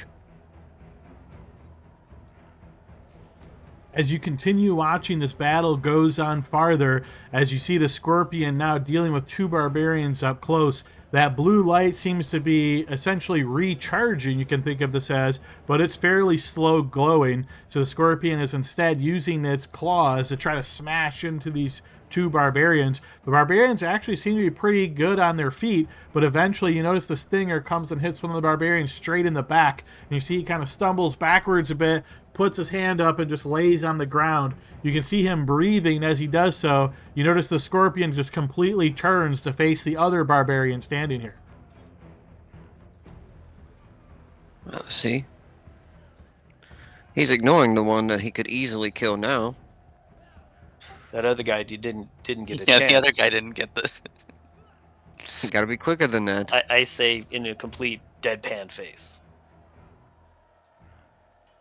Before too long, the scorpion and this other barbarian continue fighting, trading blows, both getting wounded, but eventually the scorpion actually grabs the one barbarian, its claw grabbing the barbarian like by the arm, and you can hear a snap as though the barbarian's arm is broken, and you see he throws his weapon down quickly and like struggles to try to get his back laying directly on the ground, at which point in time you see the scorpion releases him and it starts skittering around the middle, its claws kind of clapping together, and then you notice as it gets closer to that pillar on the west side, the one hidden barbarian that climbed up there leaps off of the pillar, driving a spear straight down into the scorpion. It does so, hitting the carapace and actually puncturing through its armored body and through the bottom, and you see the scorpion starts shivering really bad, like it looks very badly wounded.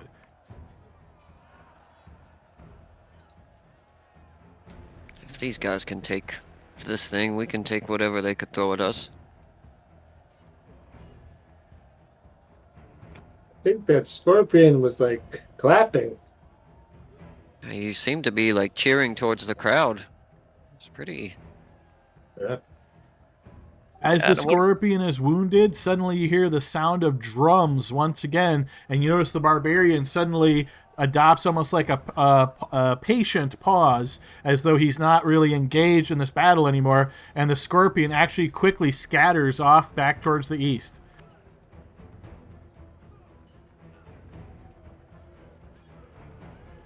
Adam, did it seem like there was like 2 minutes or something like that, or a time frame to that? This whole battle probably took 45 seconds, somewhere in that realm. Okay.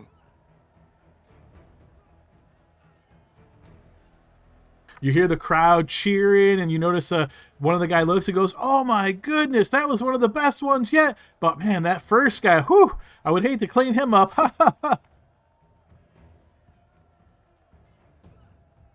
Yeah. Are they allowed to cast spells? Like, could those barbarians have cast spells at the scorpion? And you hear, that guy looks back. You think those guys can cast spells? Look at them. They look like they wouldn't be able to spell. What if they had like one of their shaman with them? Can you cast spells in here? It's my first time here. I just don't know the rule. Oh, yeah, you can. Yeah, I saw that battle. Yeah, I was here, what was it, like 3 weeks back. They had one of those shaman guys, but that magic didn't stand up to that golem guy. Boom, it just smashed him right in the face. Oof. All right, good to know.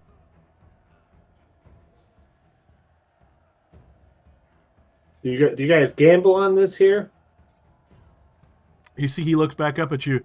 I don't, but that's because I don't really have a whole lot of money. Oh, I see. I mean, obviously, it's like 11 a.m. and you're here watching this instead of working. Man, I worked for 20 years straight. Then I got a bum knee. What am I supposed to do now? I can't climb up on roofs anymore?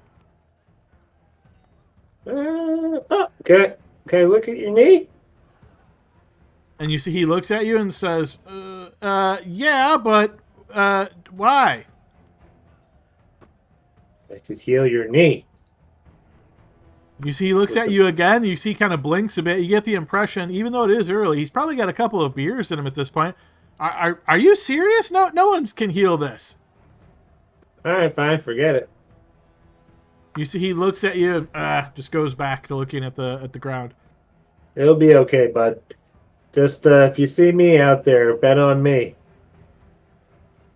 You see he looks back at you and says, yeah, like you're going to get down there after seeing that one. You're probably going to go home and change your small clothes, right? I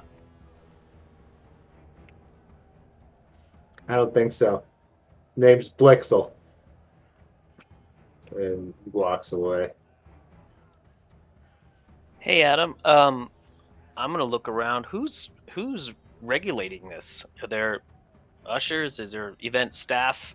Are there soldiers? No, you don't see anybody that you would consider to be like controlling things, at least here on the upper level. But what you can obviously tell is that there are passageways, right? So there's obviously a passageway under here that goes in somewhere, same with here, and it appears that there is one here as well. So even though you guys came out up here, think of this as like the second level, and then there would be a way to go under here as well.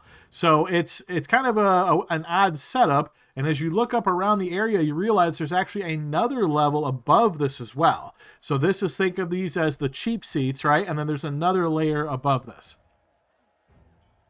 This is beneath you, my lord.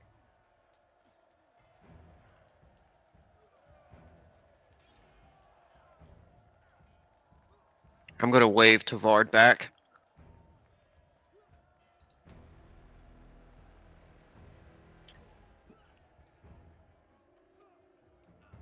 I bring my popcorn with me. So I guess you can cast spells up there, if anyone's worried about that. Oh, good. Thank you. I'm still down. I think we can take what they throw at us. What do you guys think? Sure. What's one more adventure?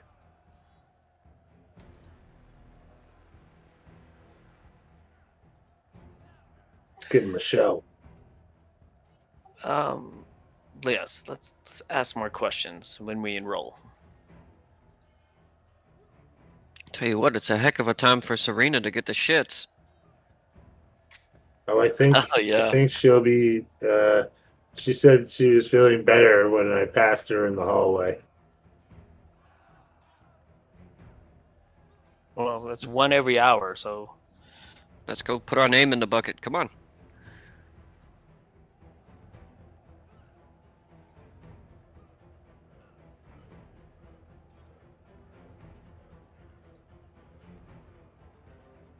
All right, so it sounds like you guys make your way back out of this area and want to head back towards Jackson. Yeah. Yeah. Okay, yeah, you guys head that way, and yeah, you notice that there's still a bit of a stream of people coming your way as they're, obviously coming to go to the area that you were just in. You head back towards the front area, and you notice Jackson looking you guys up again. He says, "Did you decide you want to head into now?" Looks like fun. You see he kind of grins a little bit. All right, follow me. Okay. He walks to the right, and as you guys kind of tail behind him, you get into this small room, and it gives you vibes of almost being like a lobby. You can see there is a table set here, and there is this strange upside-down cage. The upside-down cage is really small, though, only by like a foot by a foot, and you can see there is something through the cage. It looks to be like some kind of a box. You see he kind of goes up, and you hear this rattling of keys as he starts moving keys on his key belt, and then he puts the key into the top, and you see the cage kind of opens. He pulls the cage up, and he says, "All right, one at a time, touch the box." wait. What's how much to enter and what's the reward, please? That's what we're finding out. You got to touch the box so I can see what you're all about. Oh, actually touch it. Okay. You want to go first? I'll touch it. All right, Dean, as you touch the box, a strange sensation passes over you. It was like that one time you were naked out in the woods and you thought someone was watching you. You feel that way again. And he just nods. All right, next one. I'll touch the box. Similarly, strange feeling as though you're being watched very closely and everything about you is kind of on display. Is anybody not touching the box? I'll go last, but no, I'll touch it. All right, so as each of you in turn touches the box and has this strange sensation kind of wash over you, you see he nods after each one, and then he puts that cage back on top of the box, relocks it, where you can see it kind of snaps together again, And then you see he pulls out this like small bit of parchment from a satchel at his side, and you see he's kind of like marking up the side, and he says, all right. Well, so for this group here, let's see what we can do for you. Yeah. Okay, how about 300 gold entrance, and the prize would be 900.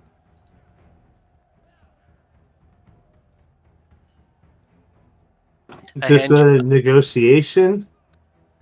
Well, it could be if you're thinking that you're not really up for the fight.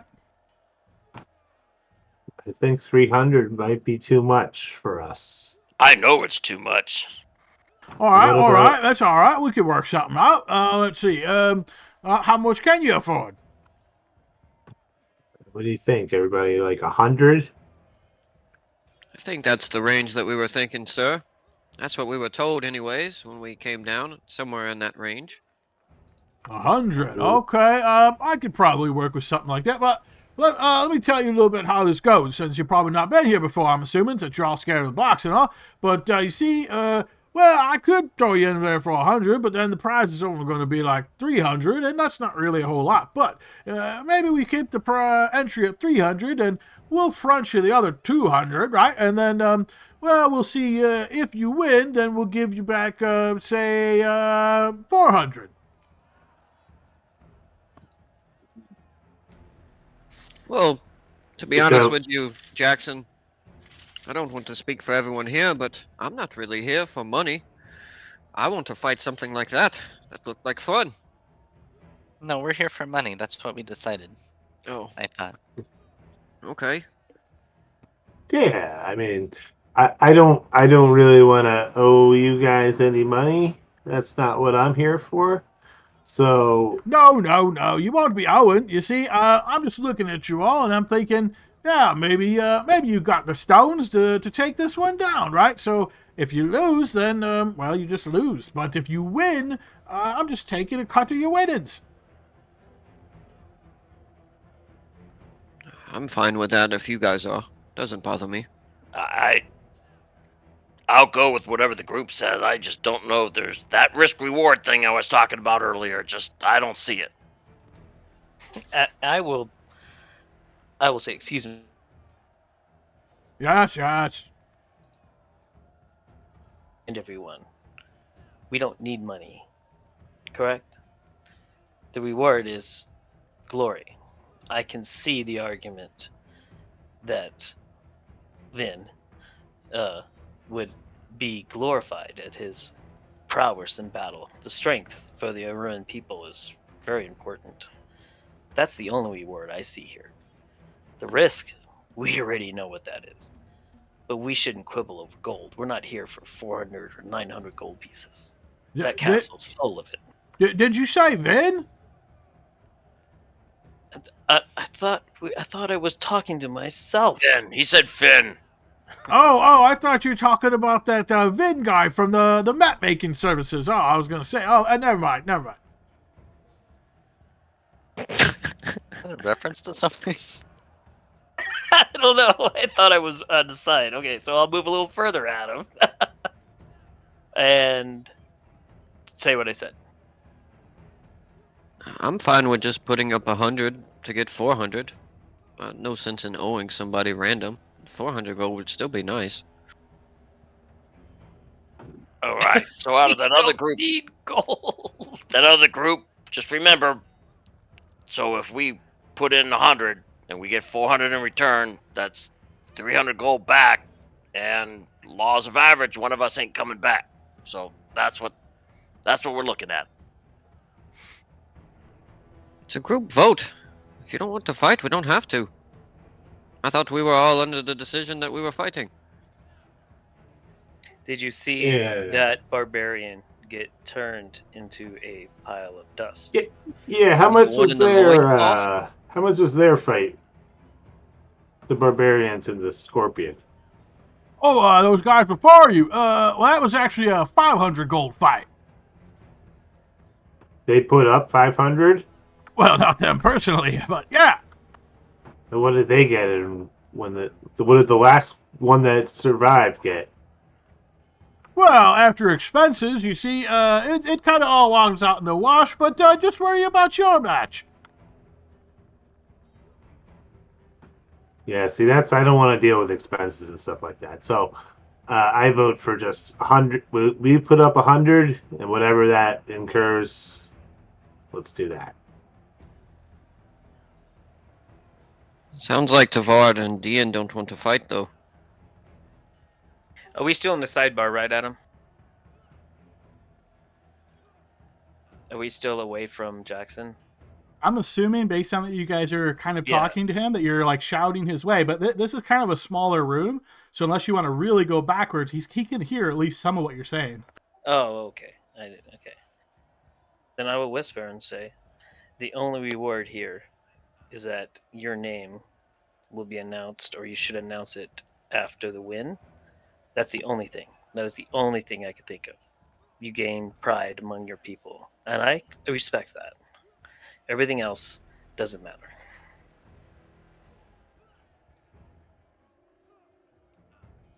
If that's What do your you guys want to decision, do? I will go. What do you guys want to do? Celine, would you rather fight or not?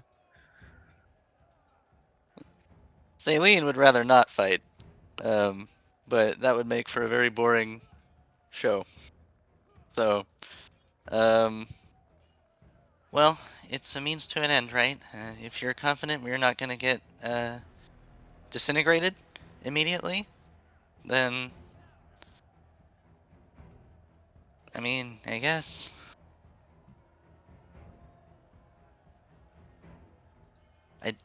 For reference, I don't want to be disintegrated. Always a Just in good. case that wasn't clear. That was fun. Does anyone have a card that says "I will not get disintegrated"? Just wondering. Dude, we can't talk about what our cards are. I know. Thank you, Blixel. Thank you. Yeah. Yeah, don't worry, guys. I have a gold card that says you cannot be disintegrated. Look, guys, we'll step out of character for like 2 seconds here. Look, I thought we were coming down here because we wanted to have a underground fighting match before we go into the next phase of this. It honestly doesn't matter to me whether we fight or not. If I'm in character though, Vin is obviously going to want to fight. That's who he is. But for me, Dylan, I don't care either way. But it would suck if somebody's character just bites the dust right before we're about to move Yeah. on. But Somebody's or yours? Well, he I has have he has the enema. yeah, I got a suppository that brings me Oh, back that's why to he's life. talking all big and brave because he's like, That's funny. I forgot about that.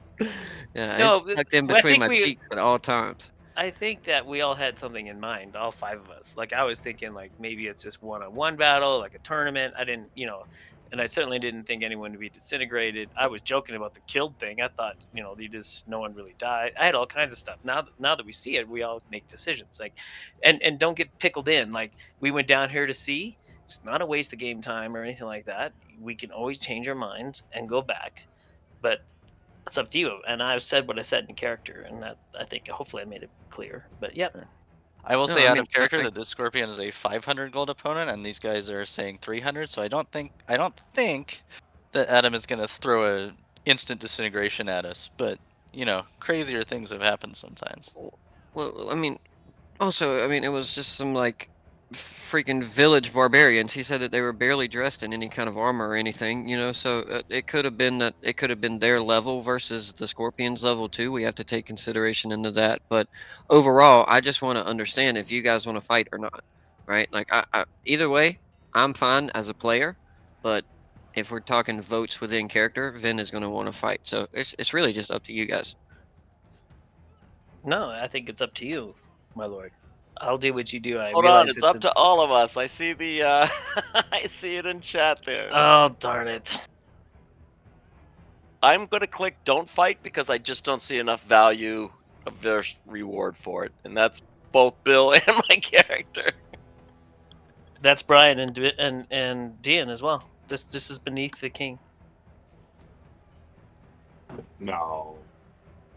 All right, well, it is. I see it. All right, let's go. But there's still one more vote. Maybe I shouldn't have voted since I There you don't know go, what Lib. happened. Hey, Libby, you could be it. Oh yeah, of course Libby's gonna vote for fighting me. Yeah, when is fighting never the right answer, Libby? Come on. For real. I was just hoping I wasn't the said barbarian who was vaporized. No, that wasn't you. That wasn't you.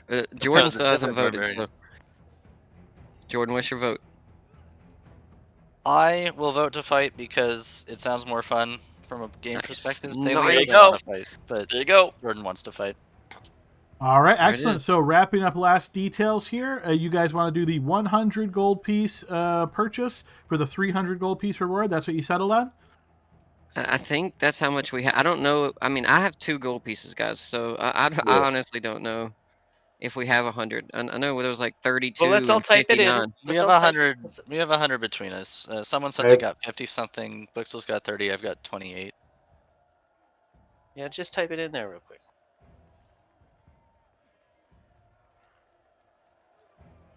Yeah, so right there, that's 103, right? Yeah, that's enough for our bandages afterwards. All right, so if you're willing to deduct that, again, there's 3 gold pieces. Oh, there you go. All right, so you guys decide how you're going to deduct that. But yeah, you guys have the money, so I will assume you're going to do the 100 gold piece for 300 gold piece reward. Jackson gets you all set. He shows you the entrance essentially into the actual arena. He tells you it's going to be about 45 minutes or so before they have your opponents ready. If you ask him anything about your opponents, he is very quiet. He won't say any details. He won't give you any hints. He just kind of chuckles and grins to himself and says, be prepared for anything kind of thing. But based on our time in our session here, why don't we go ahead and pause, take our 15-minute break, and we will come back with you entering the arena on the other side. I get that real quick. But during break, I want to think about it. Are there any restrictions? So if you ask Jackson about this, essentially what he says is don't do anything to affect anybody in the stands. If you do, they will come down and hammer you hard. And he says you might not think that there's much around here of like enforcement. He said, but there's stuff all around, stuff you can't see. So the only restrictions are do anything as long as it does not affect anything outside of the arena, and especially nobody like fans, that kind of thing in the arena stands. Copy. Do we bring our weapons? You certainly can, yeah.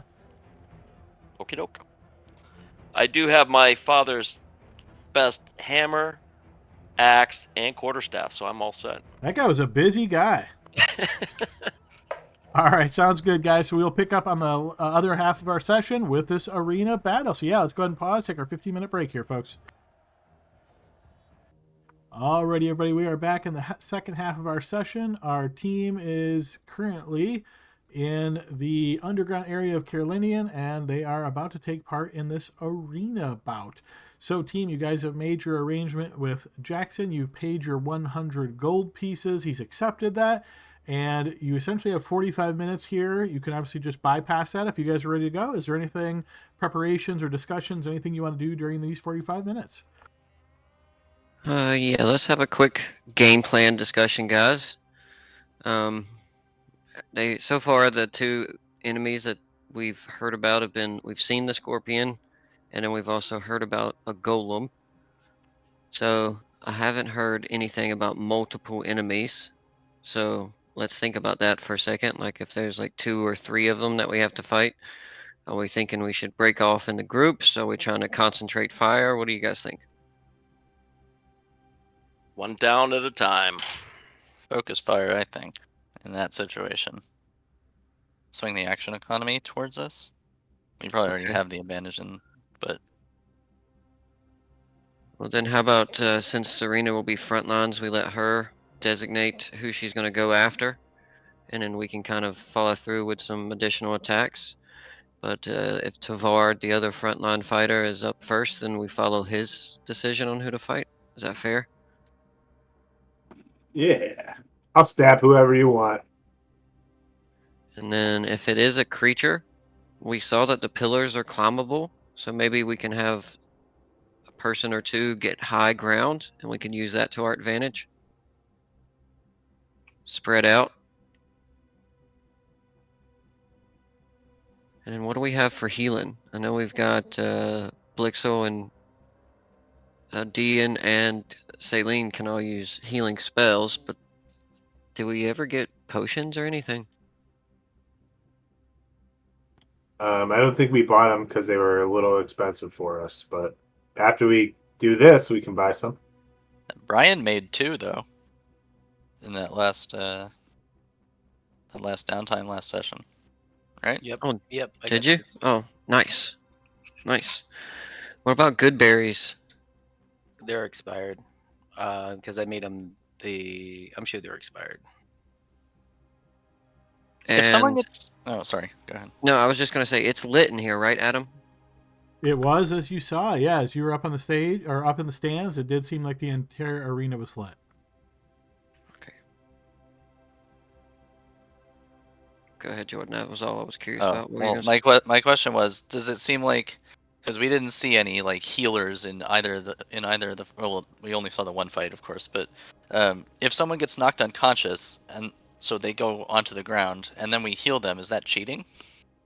You would assume so, yes, because basically once you lay on the ground, which if you're knocked unconscious, you're obviously on the ground, right? You're considered to be out of the battle. I see. So we could spare the dying, but not cure wounds and have them pop back up. Yeah.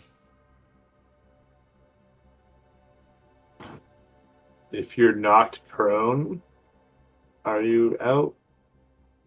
So knocked prone doesn't necessarily mean you're laying flat on your back. You might be on your knee, you might be on a side, something like that. So if you're knocked prone, no, not automatically. Now again, if you lay on the ground, then that would be different.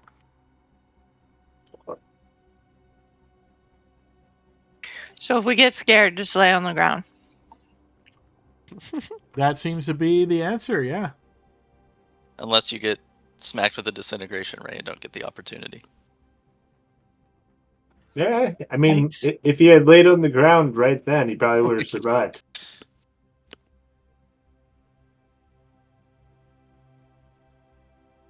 All right. My strategy is to swing and keep swinging. Group up and hit them till they die. Yeah, just don't get hit. There you go. No healing potions needed. Smart. I'm gonna probably try to Alright. light him up if, regardless if there's one or a few of them. So heads up on that. Hey, I just still for got some, some of these. Oh, go ahead. I was just gonna say, just for some housekeeping as far as where the gold's coming from, I'll go ahead and do I just take off, we'll say 50 gold pieces from my character sheet? Is that what the party is thinking? I mean, ultimately, isn't it like we could split it? It's 6 people, so it's Well, there's like a lot of people without gold. I 16. mean, I just want to make sure I take it off my character sheet because it just, Yeah, proper housekeeping stuff.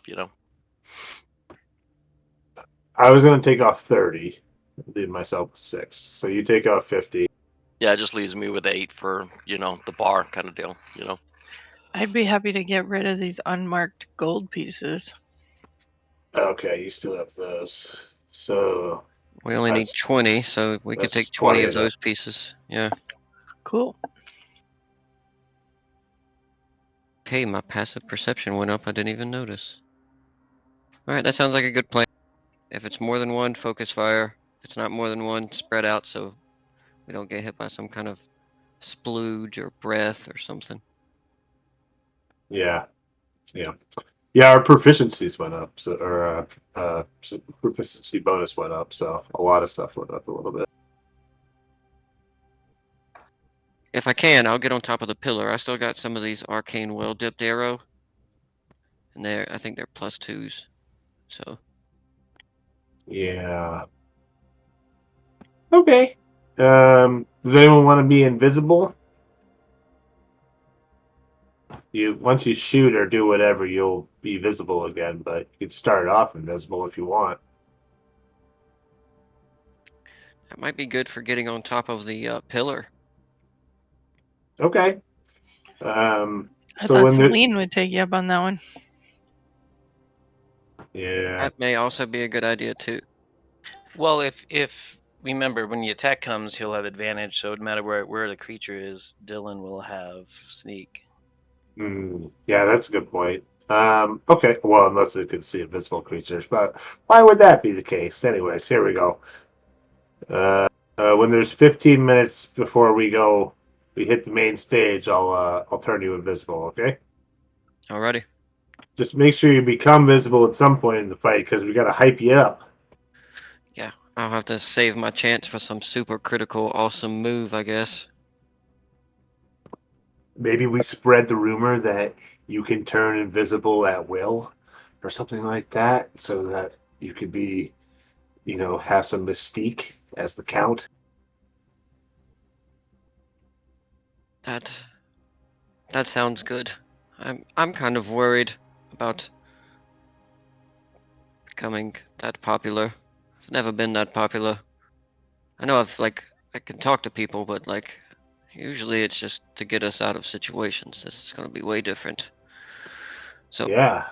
You better buckle up to your carriage seat, because you're in for a bumpy ride. it's no time to think about it now. We've got to go kick some ass. Okay. All right, so as the time ticks down and you're getting closer to the next match, you notice Jackson is kind of in this area, and he keeps giving you kind of like updates. Yeah, it'll be about 30 more minutes, about 20 more minutes. So as he gets to, you kind of guess it's about the 15-minute mark. He doesn't call this out, but yeah, you can certainly go ahead and do what you want to do. Okay. Blixel puts a hand on Vin's shoulder and casts invisibility. All right, good. Okay, so you cast this spell that has a verbal component, and your words kind of echo out here as you're prepped kind of nearby this entrance. And you notice Jackson looks down the area and looks at you. What are you doing? I was making him invisible for the fight. You can't do anything until you get on the grounds. That's not fair fighting. Oh, what? Really? If you want to do that, I'll have to tell them to make sure that they do stuff for the other guys. No, that's fine. I didn't realize. I'll make it stop. Okay. You see, he kind of narrows his eye as he looks at you. All right, and yeah, Blixel will end concentration on visibility. All right, so as Vin reappears, see he nods, says, if you're going to do that, you got to wait till your foot touches the ground inside the arena. Okay. Sorry, it's first time jitters. You see he kind of shakes his head. You can tell he's not really that upset, but more like, oh, these newbies. So what are we up against? What are we fighting? Yeah. Yeah. I'm not going to tell you. I mean, give me a hint. How many legs does it have? Yeah. Yeah. So 2.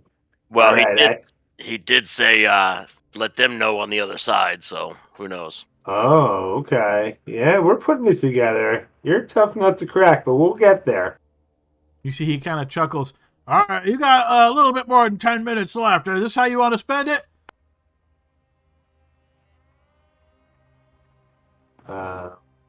No, I mean, I just thank you for letting me know and not reporting me right away. It was really ignorance. I didn't know what I was doing. Yeah, he's ignorant a lot, so don't. Yeah. Don't hold it against him, yeah. Just go out there and put on a good show, and we'll call it even. Oh, I'm gonna put on the best show of your life. You see he Blixel points a does finger at you somersault like, away. all right. Blixel somersaults away. All right, is there anything else anybody wants to do until the time counts down? I might have an admin thing with my character sheet.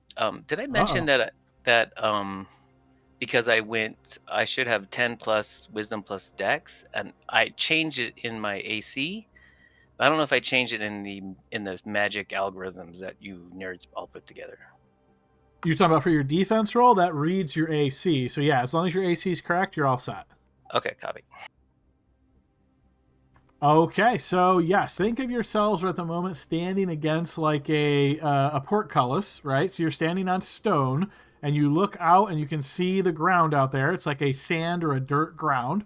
And you can hear, he says, all right, it's going to be any minute now. When you hear the drums, portcullis will raise, and that's when it starts. Got it? Just starts right away. No countdown or this side, that side. We just go right into the fight, yo. Well, yeah, you can do what you want, but when the drums hit, that's when it's all starting and all the portcullises are opening. And we can cast a spell at that point, yes? And if your feet's got to be on the ground. I got that. Not All the right. stone, the ground. I would like to trade my initiative with Dylan if I can, or Ben if I can, Adam. How does that work? Is that possible in this campaign? It is. You have to roll first, and then you can lower yours if yours is higher than his. So we will go ahead and do that here in a moment. Is there any last minute things anybody's doing? Yeah, I'll just tell the group, he said the portcullises, so, there's always a chance maybe there's more than 2, ours and theirs. Maybe there's, 4 or whatever. So just keep your eyes out. Okay. This is fun. Why are we having fun, everybody? Let's get, group hug. Let's see if Which she's no. happy at the end of this. Blitzel tries to pull everybody in for like one of those sports big circle hugs. Yeah, Tavard's not having any of that. All right, and as it may be very important, you're in a 10-foot wide hallway, and you're up against a portcullis. So you basically got two squares, and then 2, and then 2. Who's in the front 2? I am. Me too. All right, so we got Tavard, and we got Serena in the front 2. Who's in the middle 2? I'll take the next Yeah, slot me behind Tavard. All right, so Me we've got too. Vin and Blixel, and then obviously that leaves Dian and Celine in the back 2. All right, so you guys are up against this portcullis. You hear the drum sound, and you hear the sound of portcullises raising.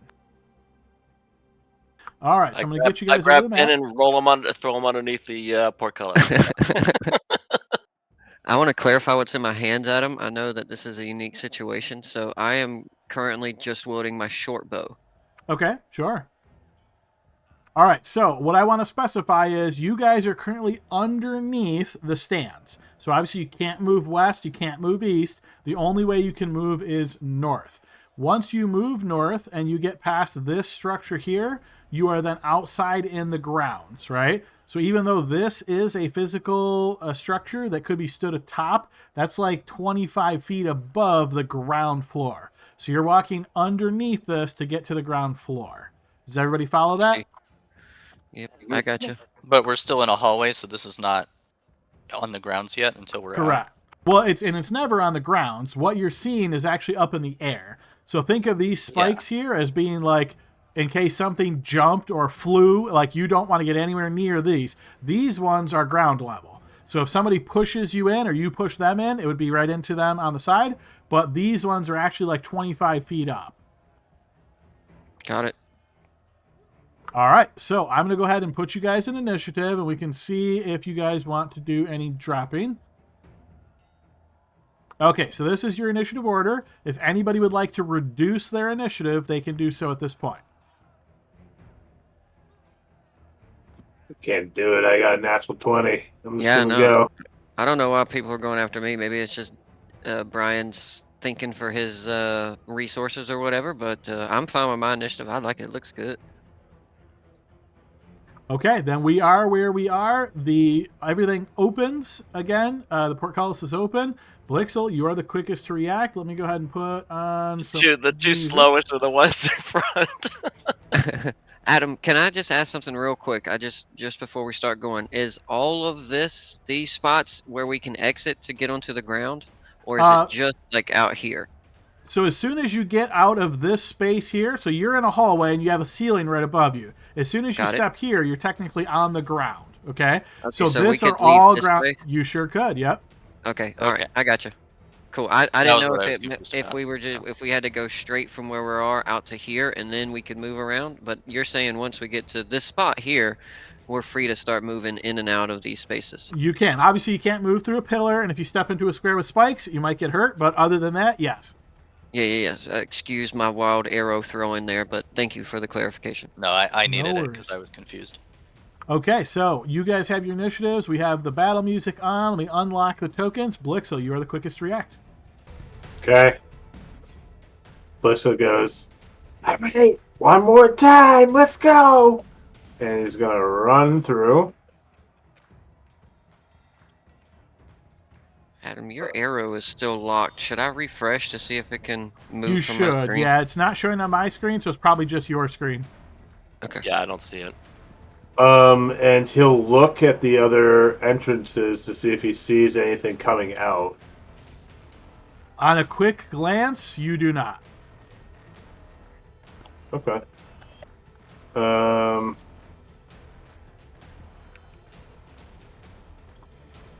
So it's 30 to get to here. And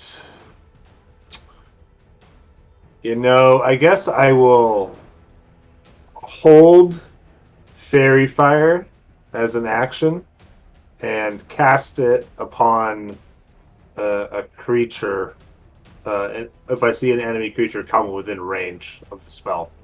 Okay, so you ready Fairy Fire, which means you are pre-casting it, and you're going to hit a creature if you see them.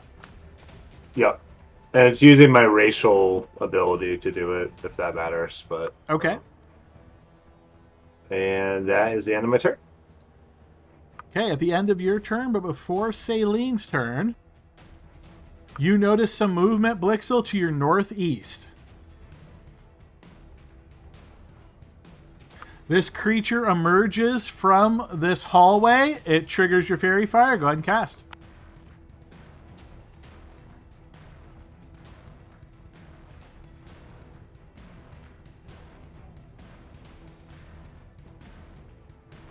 So I'm specifically doing it to not hit the people in the stands. I don't know if that if I have to move it from there because of that. I would move it one left because that'll still get the creature without affecting that guy. Technically, he's like 30 feet up. I don't think Fairy Fire goes that far, but Smart AoE doesn't know that. Okay. Okay. Cool. So I'm going to do it right there.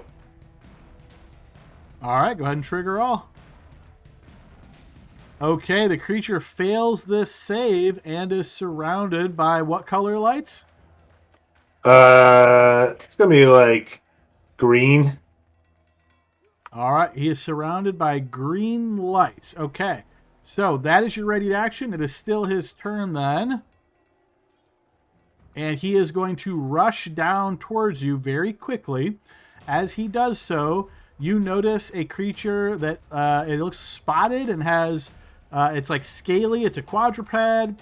It has hairless leonine paws, so like lion-like paws. It has a cat-like head that's perched atop sinuous serpentine neck. I found it! All right, as it rushes up to you, you notice that it is very fleet of foot here, Blixel, and it is going to attack you 4 times. I'm going to need 4 defense rolls, please. All right, you dodge as it tries to bite you. It then bites you a second time, connecting for 12 points of piercing damage.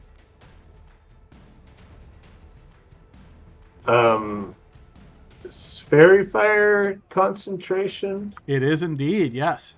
Okay. So, I don't know why it's not. I guess I need to cast the spell on the actual. No worries, I threw the little stopwatch on you, so you should be all set for auto concentration checks.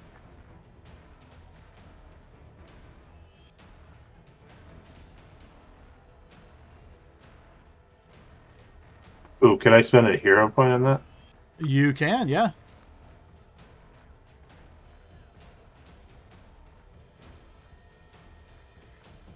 They're D8s now. Ah, dang. Okay. Okay, I think I failed. You Yeah, there did goes. indeed. You did get the first attack off, though, so congrats on that. Oops, sorry. I didn't mean to do a blind check.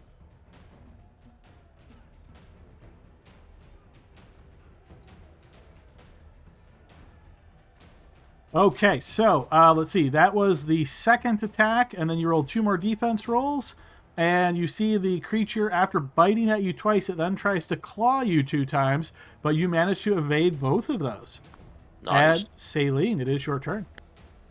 Alright, well, she's still in the hallway, doesn't know what's going on.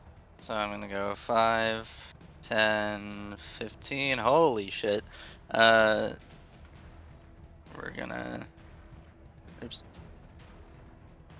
So am I on the grounds now, technically? You are on the grounds. Okay.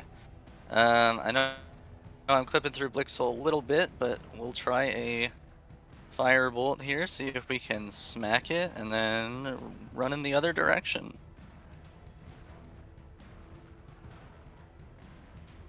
You notice as your bolt of fire flames towards it, it just ducks down and it shoots over its head.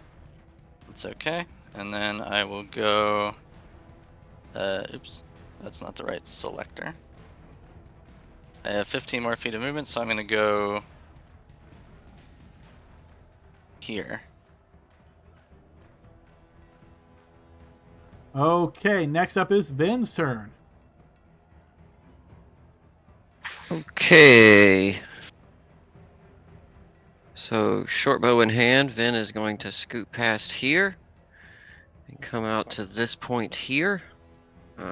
This will be 30 feet for him.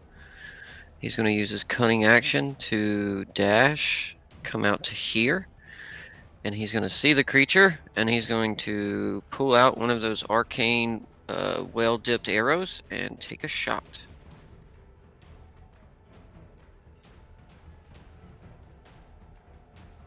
Yes, that will connect. Perfect. I am going to use Favored Foe, and I do believe I get sneak attack on that because he's engaged with Blixel, right? You sure do. Yes. Perfect. Here we go.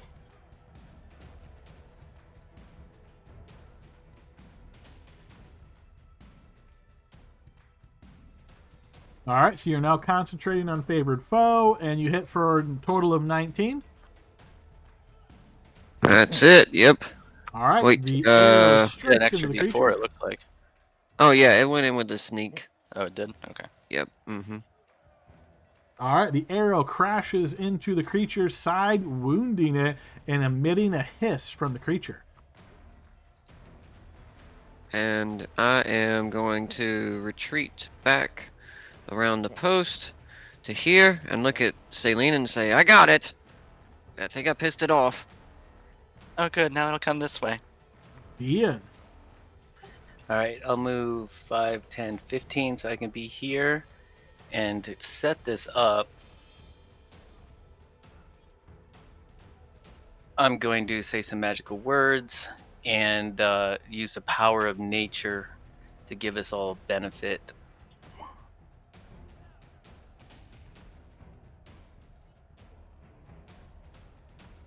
And I choose everyone within 30 feet, except for the red dragon lion head thing. Okay, so you can certainly do this, but I want to make sure your expectations are in line. So what are you hoping the spell is going to do for you? Give plus 10 bonus to Vin, so when he does his little runny, sneaky hide. Perfect. Okay, then we are good. I was worried you were about to say he won't be able to see any of us. All right, we're good. All right, so 15 to there. And then that's my action. 15.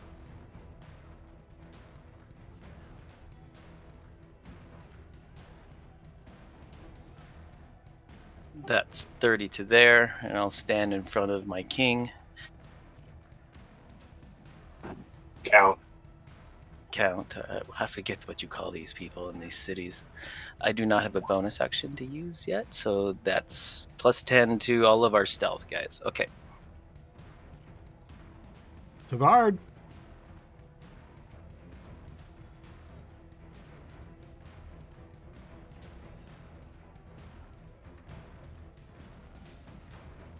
All right, so that's all of me there. I'm gonna go ahead and use patient defense.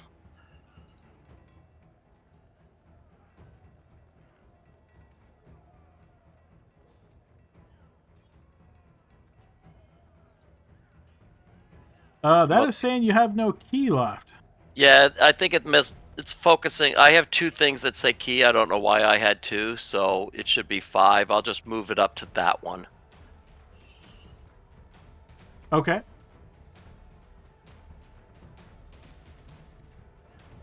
I don't know why on my sheet I have 2 different areas. It's for probably every ammo. time you level up, it's trying to it doesn't realize that you already have it, so it's trying to re-add it.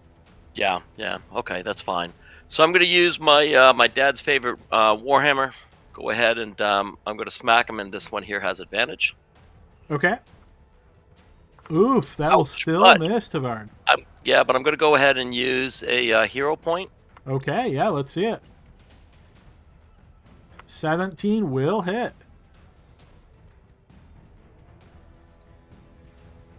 As you smash into the creature's side, it whines.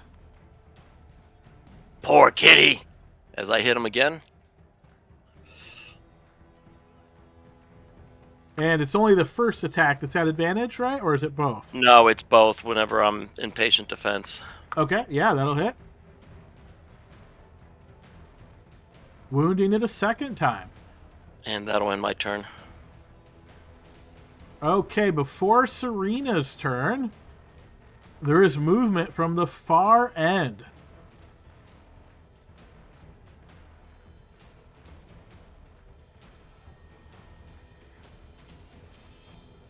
Damn. As this creature rushes to here. Serena, your turn. Finally.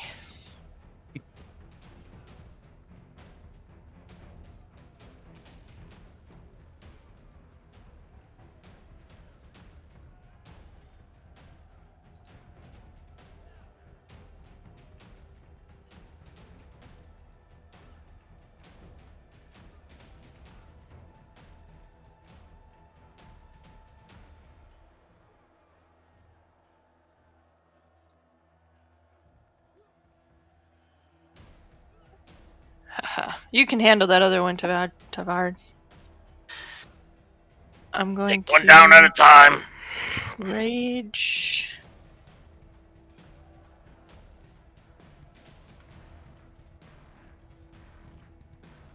Okay, you got the glowy light one.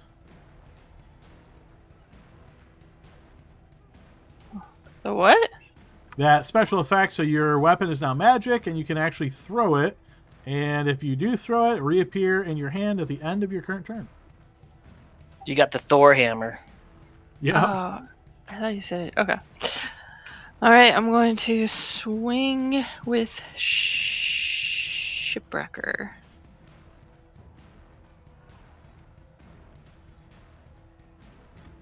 Huzzah. Shipwrecker connects.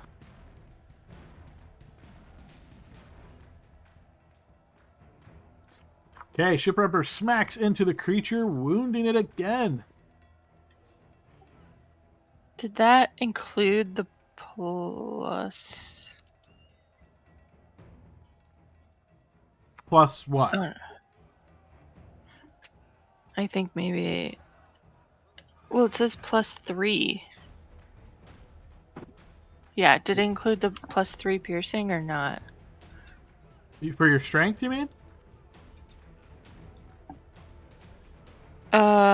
Yeah, is that what gives you the damage bonus? It does, yes. She should be Yeah, getting rage as well, though. Yeah. Oh, I didn't check rage either. So That would be... I'll take 2 additional off. It's still 2 at this level, right? Yeah, according to my sheet. All right, yep, we gotta take 2 more off. But how do I know if like the +3 was added to that 8? So if you put your cursor where it says 8 piercing on the 8, you'll see the exact formula there. Perfect. Okay, and now I'm gonna extra attack. Okay. That will also hit.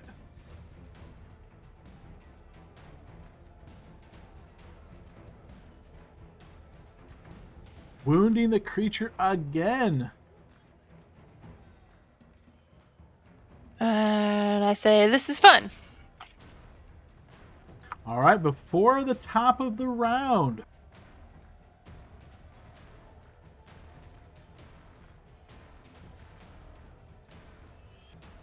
This creature rushes down to this area here, As it does so, Vin, from where you're standing, you can see it emits a spray that looks like it comes from its hackles, like near its chest area. It kind of sprays this strange mist out towards you. Gross. Farted on me. All right, and as it does so, that is going to hit both Vin and Dian. So I will need both of you to make dexterity saving throws. All right. It's musk. I'm going to Elon. use a hero point, Adam. Okay. All Oops. right. Ignore the sneak. Yep, no worries. Okay, so Dian, you succeed on this save. Now, the way this ability works is if you're in the area of effect, you are affected no matter what, okay? So by succeeding on this save, you are allowed to move 5 feet out of the space. Where would you like to move? There you go. All right. Vin, you are allowed to move 5 feet out of the space. Where would you like to move? 5 feet out of my current space. Yes. Yeah, that's fine. I'll move to here. Hang on 1 second. I know there's a spike here, There but is sure it possible is. I can't move that way, can I? You can move into the spike square, but again, this is happening real quick, which means you're kind of like darting over there, which means, yes, the spike is going to affect you. You cannot move onto the pillar. Yeah, I'm gonna be in it no matter what, so I'm just gonna actually stay here for now. Okay, so you're remaining in this space. So because you're remaining in this space, you are drenched by this musk. And because you're drenched in this musk, You fall in love with the creature. okay, so because you're drenched in this musk, you are poisoned. Oof. All right, Blixel, top of the next round, your turn. Wait, I would like to wait, point out wait. that this, hang on one sec, this area is still suffused with musk. I want to play my card. Okay, sure. When an enemy ends its turn within 5 feet of you or an ally, move up to half your speed without provoking opportunity attacks. So I'm going to move. I'm going to retreat out, hacking, but I'm going to move to here. Okay, nice play of the card. Yep, you are there. Nice. Blixel, your turn. Okay. Oh, that reminds me. I totally forgot about red cards, and luckily Libby showed up to our session with her ever-present red card. Libby, can you go ahead and throw a red card, please? Crash your computer now!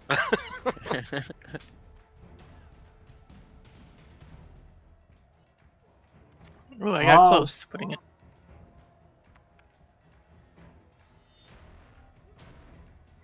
I'm not doing that, am I? No, that was my bad. I was hitting the wrong key combination. I'm like, what's going on? Okay, this is the uncoordinated defense. So for the next 1 minute, everybody gets a -1 penalty to your defense rolls. You're welcome. Small losses. I'm going to leave that card up there just as a reminder. Okay, Blixel, your turn. Okay. So Blixel is going to rush up to here and sort of look up at the crowd as he's surrounded by these beasts. He's like, I really like this place you got here. I just want to clarify something real quick with you, Blixel. You see that there is this hole here, right? That's a hole? It is, yes. So would you like to step in that space? No, I guess I'll move diagonally over to here then. In that case. Okay, there you go. All right, so let's see. 10, 25 feet to get there. Okay, you're good. And so he's sort of engaging with the crowd. And he's like, this is Vin and the Undeciders, and we're here to redecorate. And he's going to attack the one to the south of him. Okay.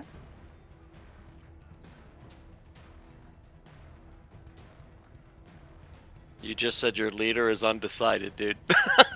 That's awesome. That was the name you picked. Let me teach you sarcasm later. You jab forward with your short sword, but the cat is too quick. Okay. Offhand. Still Oof. too quick. And then he goes, I'll show you next time. That's the end of his. Alrighty, this one's turn. Yeah, he is going to take advantage of the flank that Blixel just gave him, and he's going to attack you 4 times, Blixel. I will need 4 defensive rolls. Now it's essentially a -3 from flank plus the red card. So go ahead and roll your defense rolls, and we will take 3 off each of those.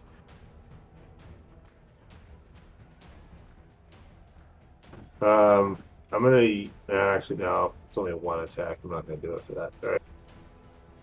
Okay, so you're hit on the first attack, and are you currently concentrating, or was that the fairy fire? That was fairy fire. All right, let's go ahead and get rid of that marker for you just to make that more obvious. Okay, so first bite will connect against you. And that'll do 9 points of damage. It then tries to bite you again, moving very rapidly. Hitting you again for 12 points of piercing damage. It follows that up with a quick swipe of a claw. Okay, at this point, Blixel will use He's going to use telekinetic parry. Okay, so this is your reaction. Attacker has disadvantage, gives you advantage on your defense roll. Yeah, let's see it. Okay, that one does indeed miss you. It follows up then with a second claw. Another defense roll, please. Oof. I should have used it on that one. That is going to be, well, actually, actually it would have worked. But this is going to be a critical hit against you, slashing. Please roll slash crit against yourself.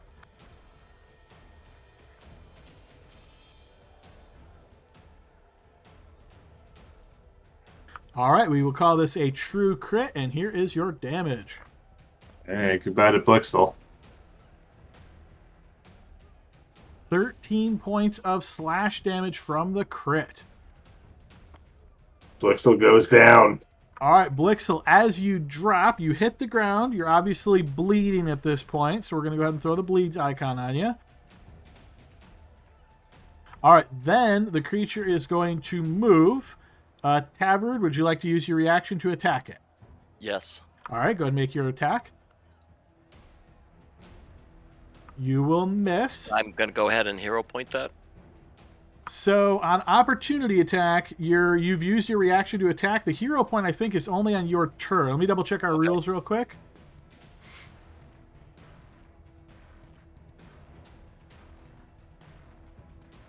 Yeah, on the player's turn. So unfortunately, on this one, you cannot. Okay, so that's going to be a miss. And then it's going to move out of your reach as well. Serena, would you like to take your attack for opportunity?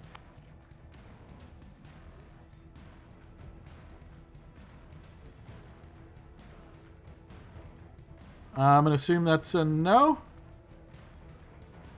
Sorry, was that for me? It was, yes. Would you? The creature's moving away from you. Would you like to take your opportunity attack? Yeah, sorry. Absolutely. All right, go ahead and make an attack. Yes, that will indeed hit it. Go ahead and post damage. Okay, you smash into it with Shipwrecker wounding it, and you see it backs off a total of... There. Okay, Saline. By chance, do you have Sentinel? Just asking. I don't know. Yes, I do.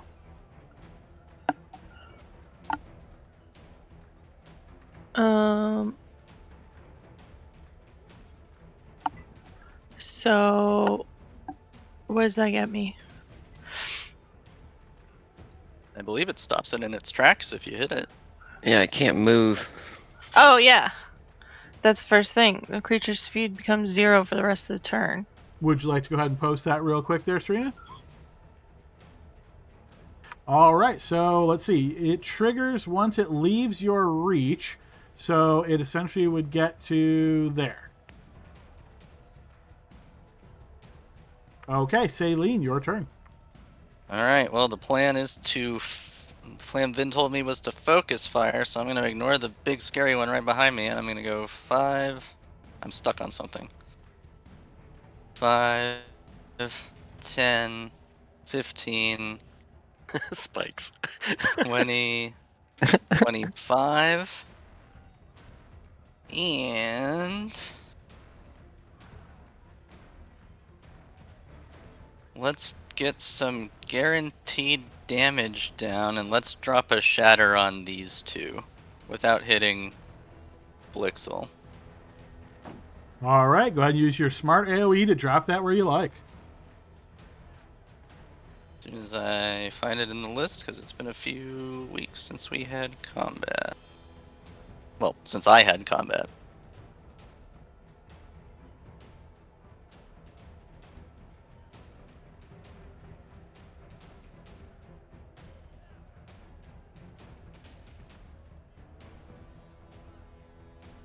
I am lagging, I think. I clicked it and nothing happened. All right, let me do a quick double check, make sure the scripts didn't crash again. No, looks like it's okay. Let me give it a shot.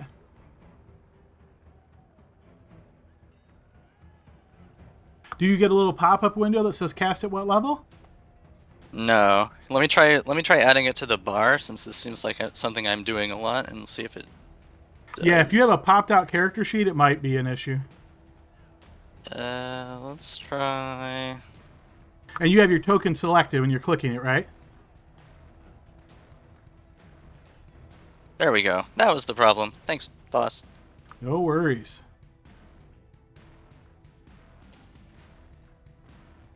Okay, so I'm gonna put it here. That's good enough. That does, as long as I'm overlapping one space of the thing, it'll hit it, right? Yes. Okay. So there's no crowd in the way. There's no ally in the way. So we are going to trigger all. Okay, one succeeds, one fails as this loud sound rings out, smashing into them and wounding both. And then I have 5 more feet of movement, so I am going to come hide behind the pillar. Maybe it won't see me. Okay, Vin, you are currently poisoned. Your turn. What would you like to do? I would like to roll to kick the poison out of me. That would be a great, but unfortunately cannot do that against this poison.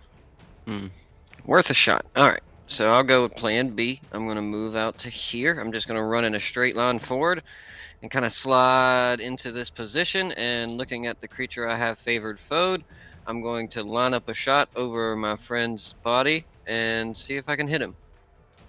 Okay. I know it'll be at disadvantage, so I want to use my inspiration to cancel out that disadvantage. All right, so go ahead and click your inspiration button, and we will take the first roll on inspiration. Perfect. And I would like to throw a hero point on it if it's too low. So Sure, we'll yep, see. yeah, you'll be able to do that after. Whoa! Critical hit, Whoa. nice. The crowd goes wild. Which inspiration do you want to use, buddy? Yeah, you gotta hype it up for Blixel's sake. Hype it up. All right, Nice. true crit. Go ahead and post your attack, and you might have to just do a manual roll because it's not going to know that you crit. Okay, I'll just click the damage in the sheet. Is that fine? It is, yep, and then we'll just have to add any additional dice. It should be gone anyway, right? It is indeed. That's enough to drop it to 0. Nice. I want to say my arrow hits it right in its snout and just buries itself like halfway in. And then I'm going to So turn. you can hit it, but essentially you notice that while the creature drops to the ground, it's not quite dead. That's fine. I mean, if it follows the same rules as us, once it hits the dirt like that, it's out, right? That's what you're assuming, unless beasts have some special rules or something. That wouldn't be fair, would it? Well, we'll see. Either way, I'm going to use my cunning action. Vin believes it's dead, and he's going to move to behind the pillar here with Okay. the remainder of his speed. Actually, let's go one more.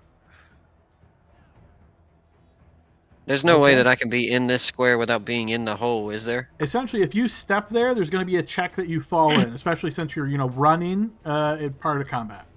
Sure. How do I know how deep these are? Running past this one over here, could I have seen it? They're like 10 feet down.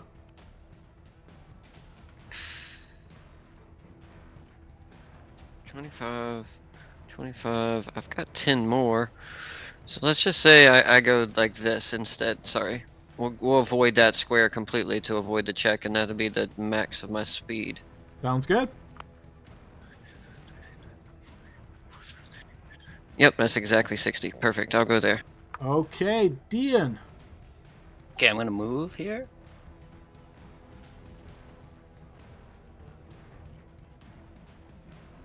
That's 15, and me count. 5, 10, 15, 20, 25, 30, 15. I'm gonna go 20. I've moved 20. 5, 10, 15, 20. Let's see, 5, 10, 15, 20, 30. Ugh, I gotta go. I think I gotta go one more. Oh, no, wait. Let me how do I do the pointer thing? I don't want to show to others, right? Hold on. I'm not good at these buttons. Yep, so as long as you have broadcast to others turned off, you're all set.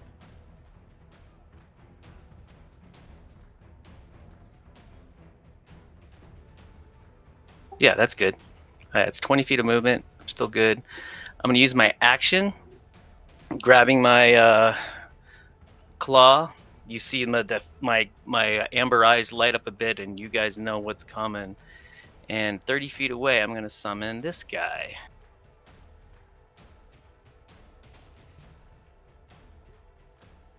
He's Double looking check. still wounded from the last battle, but yeah, every time he appears, we'll go ahead and boost him up. All right, there he is. All right, so everything within 10 feet, dex save. So this will be a spell effect roll that you will make. Clicking my token. He is indeed affected by that. And the guy on the ground fails. Well, no, He well, no, auto fails. Okay, we're not cool. trying to kill them, though. Excuse me, there's a dead guy talking or something? You hear some mumbles. I don't want the last one to kill me after we kill his buddy. Alright, here's 2d6. All right, he is scorched. Alright, that's my action. It's 20 feet of movement. So he takes turns after me. Immediately after, shares my initiative. So I'm gonna go 5, 10. I will get in the way of Celine because I think she's cool. Okay, and then I will end my turn. Wait, let me stay on my turn and just do my wild thing. Yeah, that works. Can you give me his? I got him. Okay, so he's 10 feet away from this guy. He's gonna move up. Let's see.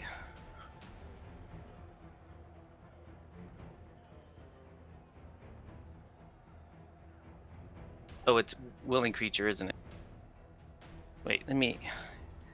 I can't teleport a dead guy or a down person. Yes, unconscious people are never willing, Brian. Always remember that. Yeah, That is a very important rule of Daddy never told me that. Let's see. Each creature within 5 of the species. It didn't say willing creature. Oh, no, hold up. Teleportation. Spirit. Yeah, willing creature. Okay, never mind. Useless thing ever. And am I 10 feet away from the creature or in melee? Which one? The one that is right next to you to the southwest? He's within 5 feet. I'm going to step away and see what he does. As you step away, he does indeed attack you. I will need a defense roll, please. He is going to strike you with a bite for 12 points of piercing damage. Okay, 12. So 12 minus 25 is remember, you just can hit into the green circle, hit -12, and it'll do the math for you. Oh, cool. All right, I'm gonna attack him with my ranged fire thing. Okay. Yes, your flame seed connects. Wow, that's actually decent damage. I haven't even seen the damage post yet. I just see the 15 to hit. He wishes it was at 25.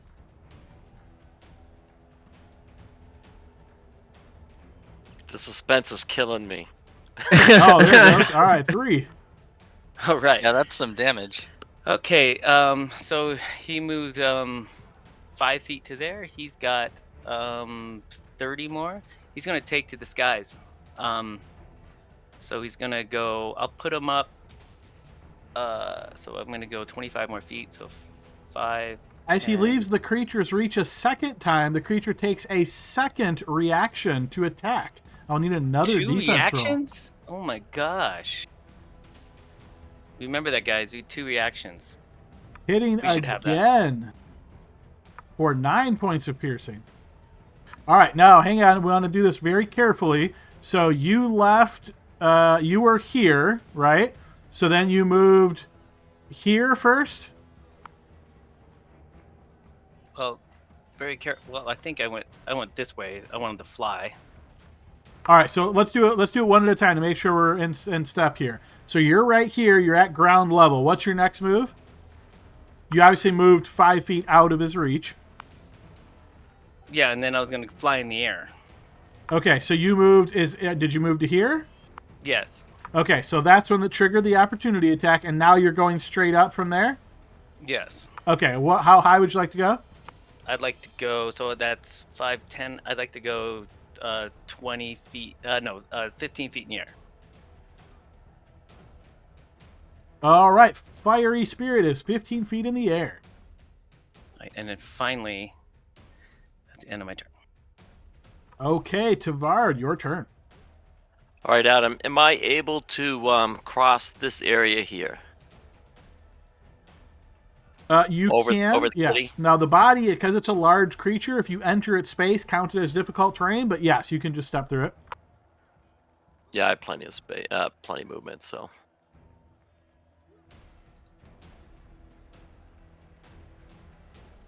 Is this a realistic spot here, Adam? I know I'm partially on that pillar, so I wasn't Oh no, sure. yeah, that's totally good. As long as you got the movement to get there, yep, that's a totally legal space. Yeah, I still have some extra ones, but yeah, I'm good. So what I'm going to do is I'm going to go ahead and do patient defense again, Okay. because it's my jam, you know?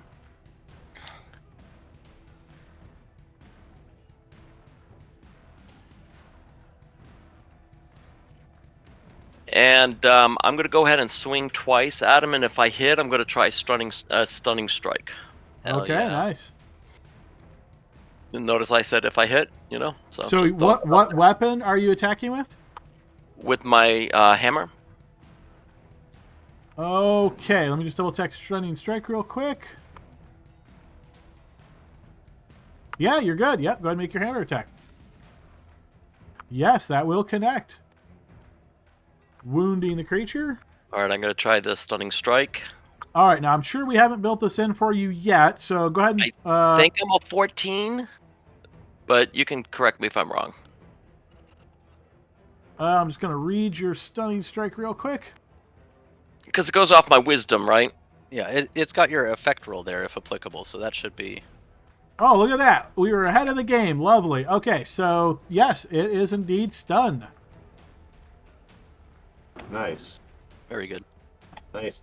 All right, well, I'm going to go ahead and use my buck and a buck quarter warhammer again. Yes, that will connect again. Wounding the creature again. All right, and since my friend really can't get a, well, maybe she can't get a flank, so I'll just go ahead and end my turn there. All right, and I believe with stunned, they can't really do anything. Yeah, Nope. Does he drop to the ground? Incapacitated. Incapacitated. He does not drop to the ground. can't move, can speak only falteringly, Yeah, automatically. I just wondering plus if he strength was. and dex. I was just wondering if he's out. Right. You know? He is not out, but he is stunned, so that will skip his turn. We will move to Serena.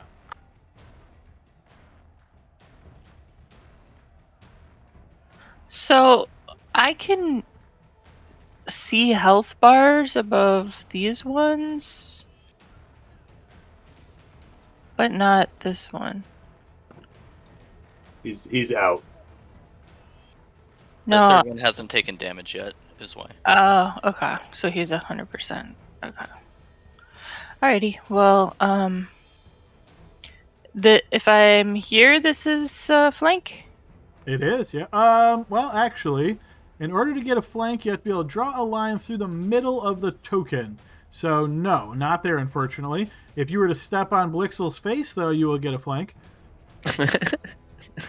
And what's the deal with this hole over? If you step into one of the 4 squares that the hole is on, you would have to make a check. Otherwise, you fall 10 feet down into the hole. But I'll also say that because he's stunned, you have advantage regardless if you're 10 feet away with your pole. Yep, good reminder. So you don't need to stand within 5. So I can just be here instead. Is that? Yep. Does that work? Yeah. Right. Now, Blixo's brought up a good point. Just so you're aware, flank does not work with reach. So you won't get flank. You will get advantage because he's stunned. But if you want to, again, when I say step on his face, obviously I'm just joking. You can step in his square since he's down. It won't harm him at all, and you would get flank and advantage. But then I need to move before the end of my turn, right? You do not, because Blixel is down prone. You are allowed to stay and stand in this square. You can't have 2 characters standing in the same square, but if one's prone, you're good.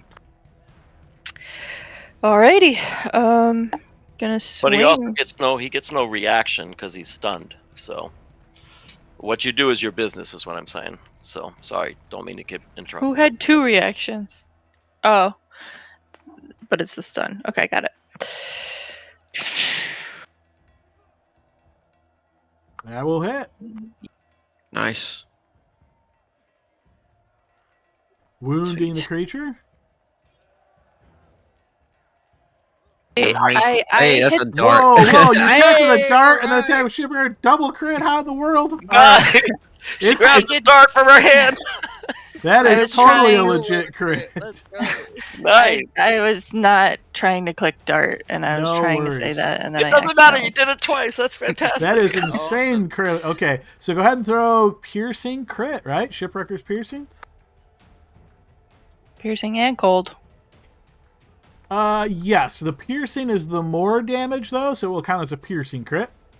Okay. Ooh. Yeah, that's a good one. All right, so max damage. So go ahead and post your damage for Shipwrecker. We'll take what you rolled and then calculate max as well. All right, so you got 6, and then your max would be 11. So that's 17, and then we will take your 4, 21. Max on that would be 6, 27 points of damage, and this one is also knocked out. Jesus. Nice. Woohoo! Wow. We just sit here and watch the rest of you guys with the rest of my popcorn. Good job. Good job. Good rolls. Before your next turn, you The monster comes out.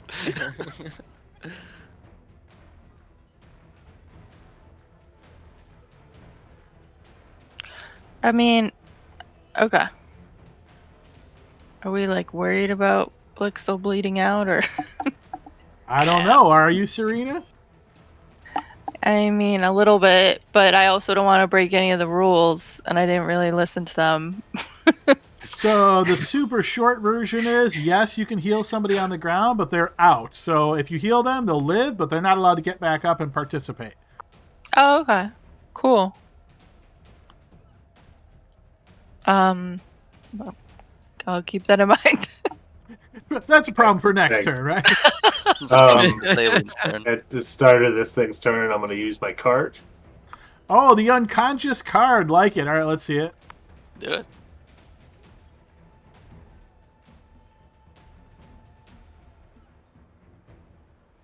Okay, let's go ahead and get that over here. Okay, start of the enemy's turn. Target creature speed is halved until the... Oh, that's good, because he was about to reach Yep. Vin there.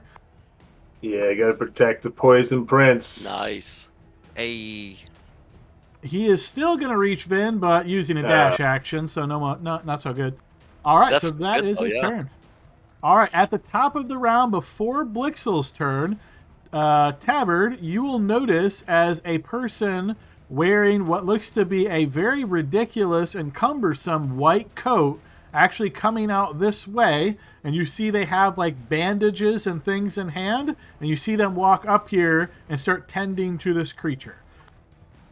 Blixel, death save to GM, please. Oh, just kidding. That's what I was gonna do too. Sorry, man. You can't come in a battle zone like that.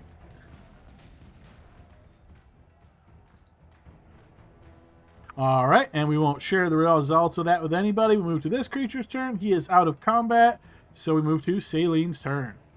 Blixel's fine. I'm gonna go 5, 10, 15, 20. Looking at him, is he like? Do I think that he is like bleeding continuously, or is he? Would you just like to making use a death medicine check for that? Is that an action? Yes. No, that's fine. I think in the moment she's panicking a bit, so I'll just cast Spare the Dying on him. All right, And use your we'll action to see if spare that- the dying. And we'll see if that and I'll watch him during this turn and see if when his He next is turn comes around, clearly if spared, I will say that. wonderful, but it may not be for long if he's still bleeding. So we'll do that, and then I will move because that guy's over there. I'll just move one more space over this way, and that is my turn. I don't have a damaging bonus action spell, so we're good. Come on in, turn button. Well, we can move ahead while you're doing that. So, Vin, it will be your turn up next. The cat is rushed up next to you. What would you like to do? I'm refreshing. All right. Vin seeing it rush up to him, he's going to, like, in preparation, like freaking Steve Irwin style, he's gonna do like a taunting jaunt back and forth, and he's gonna drop his short bow and feint one way, and then he's gonna draw his dagger real quick and take 2 quick stabs using his dagger master feat. All right. First attack, here we go. I still have disadvantage at him because I'm poisoned. Just Yes. don't want to be a cheater. That will hit. Nice. I'm gonna use a favored foe again. I don't have it built yet, but I am tracking it. That leaves me 1 left. I'm gonna Okay, click fair that check enough. mark and stab it. Nice. And then second attack, here we go. Wound the creature on the first strike. The second strike I'm gonna misses. hero point. All right, sure thing. A 2. 14 will miss. Oof, okay. Perfect. Well, I'm gonna use my cunning action at this point to disengage. Okay. And I'm going to make my way around the pillar and hope my friends come and save me. All right, Ian, your turn. All right, from here, I'm going to reach down at the ground, grab some dirt, and circle it in my hand and look at a point within range and cast Entangle. It's within 90 feet, a point I can see, and I think I know where I want to put it. Is that an AoE? I believe that one is. Yes, it is. Yep, there's one. All right. And now remember, when you cast this one, Dean, don't remove it, right? Because it stays on the screen as an impediment. Man, you just never forget my mistakes. Well, no, I just remember the most recent ones.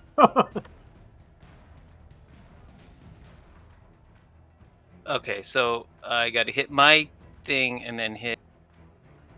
Token selected, you click it. Yep, there's your targeting reticle, and you move that out to where you like. I don't see the targeting reticle. It's right on top of your face. I'll just move it out in front of you there. Oh.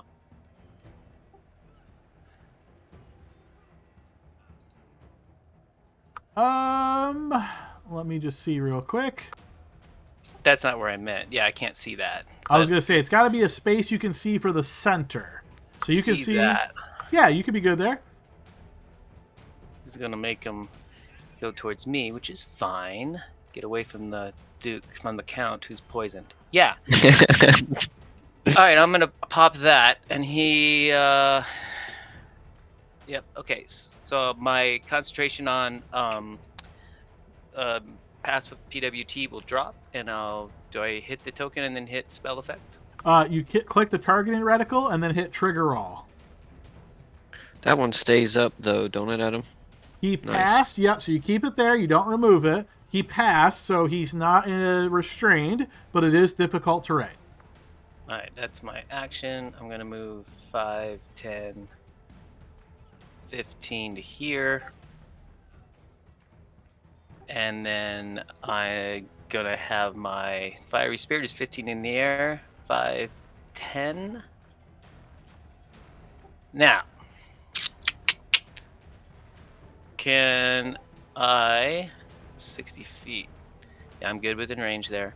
Can I put on fire with my flame seed on the entangled? You're trying to hit the entangle with the intention of the whole thing starting on fire? Yeah, it says one target you can see. Yeah, you can try. I will say, just because you are a druid, you're familiar with this. Entangle is not like oily or anything like that, so if it was to start a flame, it would be slow growing and take a while. Okay, difficult terrain. So no, let's just keep it simple then. Okay. But why not? I could be dramatic, right? Let's try it. I'm gonna try to put on fire. All right, go ahead and give us a flame seed attack. All right, so your flame seed hits into the vines and basically hits like, about here-ish. And you can see that like the vines there, they're very green, they're kind of twisty. You can see like a small smoldering begin. Damage doesn't matter. Okay. Well, it's for dramatic effect. We're performing after all, right? Okay, in my turn. Okay, Tavard.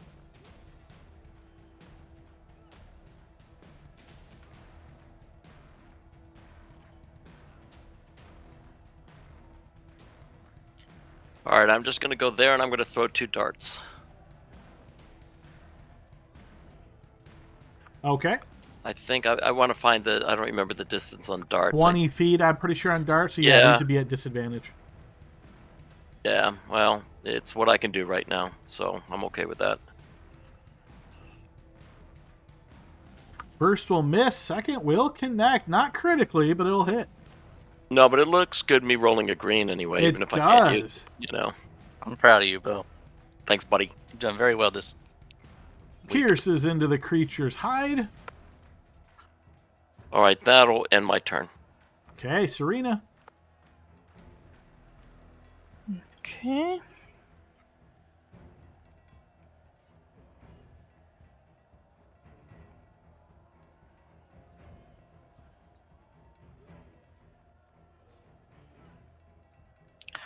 Is there anything different about this checkered circle in the center? that I should Yes. Sunlight is coming up through the metal grate on the ceiling.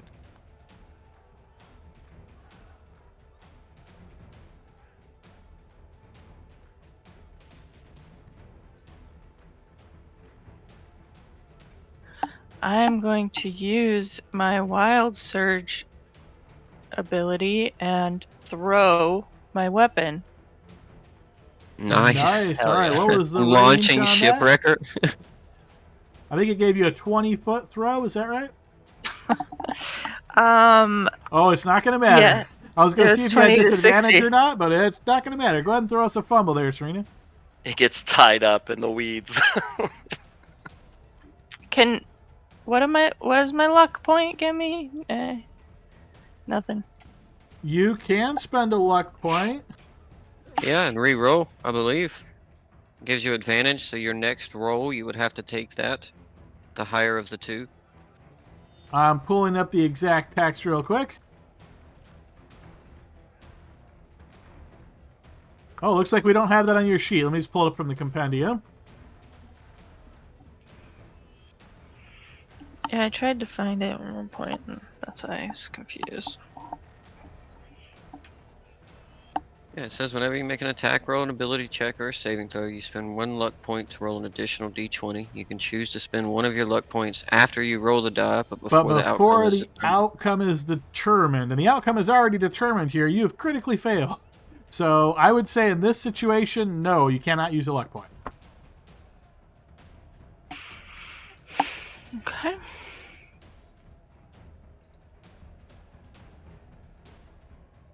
All right, so this is going to Yeah, be a fumble, right? melee fumble. But yeah, go ahead and post melee fumble. All right, now again, we're going to have to use our imagination here since this is a ranged throw melee. But yeah, so think of this as you're aiming, you miss. I would say don't even bother making that check because it doesn't make sense in this context. You just missed. Okay. I'll take my extra attack.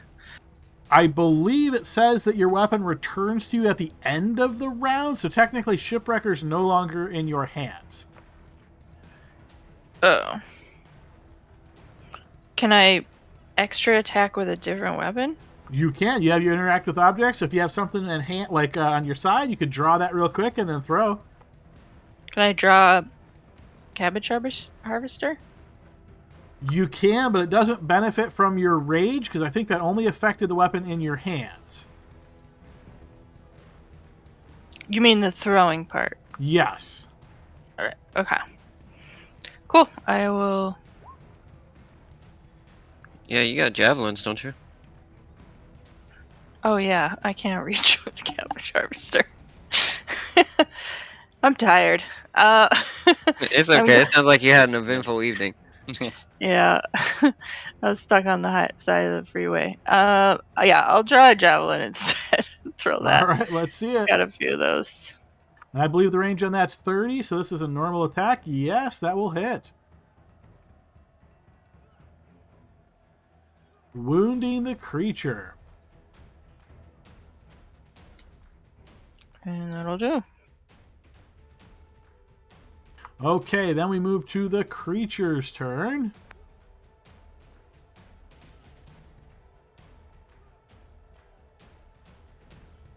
Okay, creature's turn. It is going to first, trying to get out of these vines. It is difficult terrain, but it is going to jump to here. And then it is going to move 20, 25, 30 to here. And Vin, it is going to attack you 4 times. Only 4 defense rolls.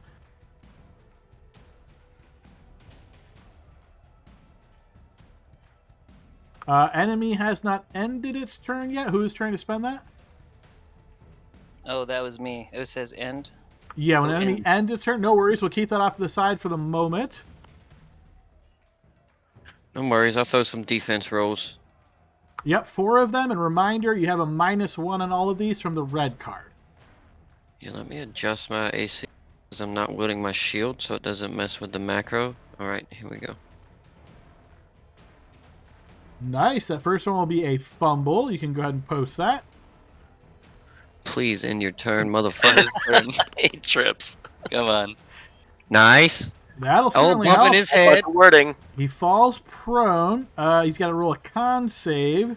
And he might get knocked out. Ooh, this could be a clutch roll. This All right, could so end the fight. it He could, has no yeah. more speed, so he can't get back up, so he'll have to make the rest of his attacks at disadvantage also. He actually does have more speed, but God I damn it. will need I thought he you. had all that, like, isn't He's all got the he's got a entanglement fast difficult? speed. Yeah, he I figured jumped he's- and then moved. Yeah, but so we're gonna take an inverse roll here. So you roll a d20. You want high, and I'm gonna take the inverse for his saving throw. So go ahead and roll me a d20, please. Son of a bitch. So that counts as a 12 for him. So obviously he's gonna succeed on that save. Take half damage. So roll me a d6, Vin. Oh my goodness. It looked good there for a minute, buddy. Yep. Honestly, yep. it's still good. So he falls prone. He takes 1 damage. He is not knocked unconscious, but the next 3 attacks now are all at disadvantage. So you have advantage on your 3 defense rolls. He has speed, but not enough to stand up, unfortunately. Nice. Nice, nice, nice. You had me fooled, Adam. I was All right. trying to make it really dramatic. All right, so you will have an 18 on that. You will dodge, and then one more. Dodge. Yes, you are not yeah. hit.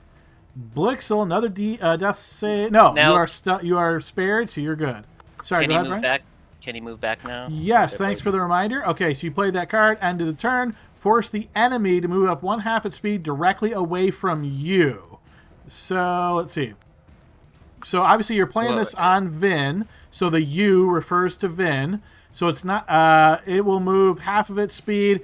I'm going to say there. It's not going to thrust itself into the spikes, obviously, but we will throw it to there. And that's actually being prone. That's like, yeah, that would be exactly half its movement.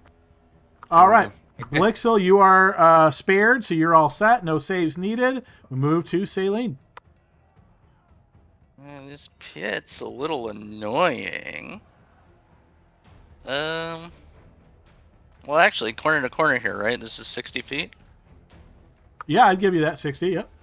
All right, we're gonna toll the dead from over here. I'm gonna find my sheet, and we're gonna toll the dead after I find my sheet.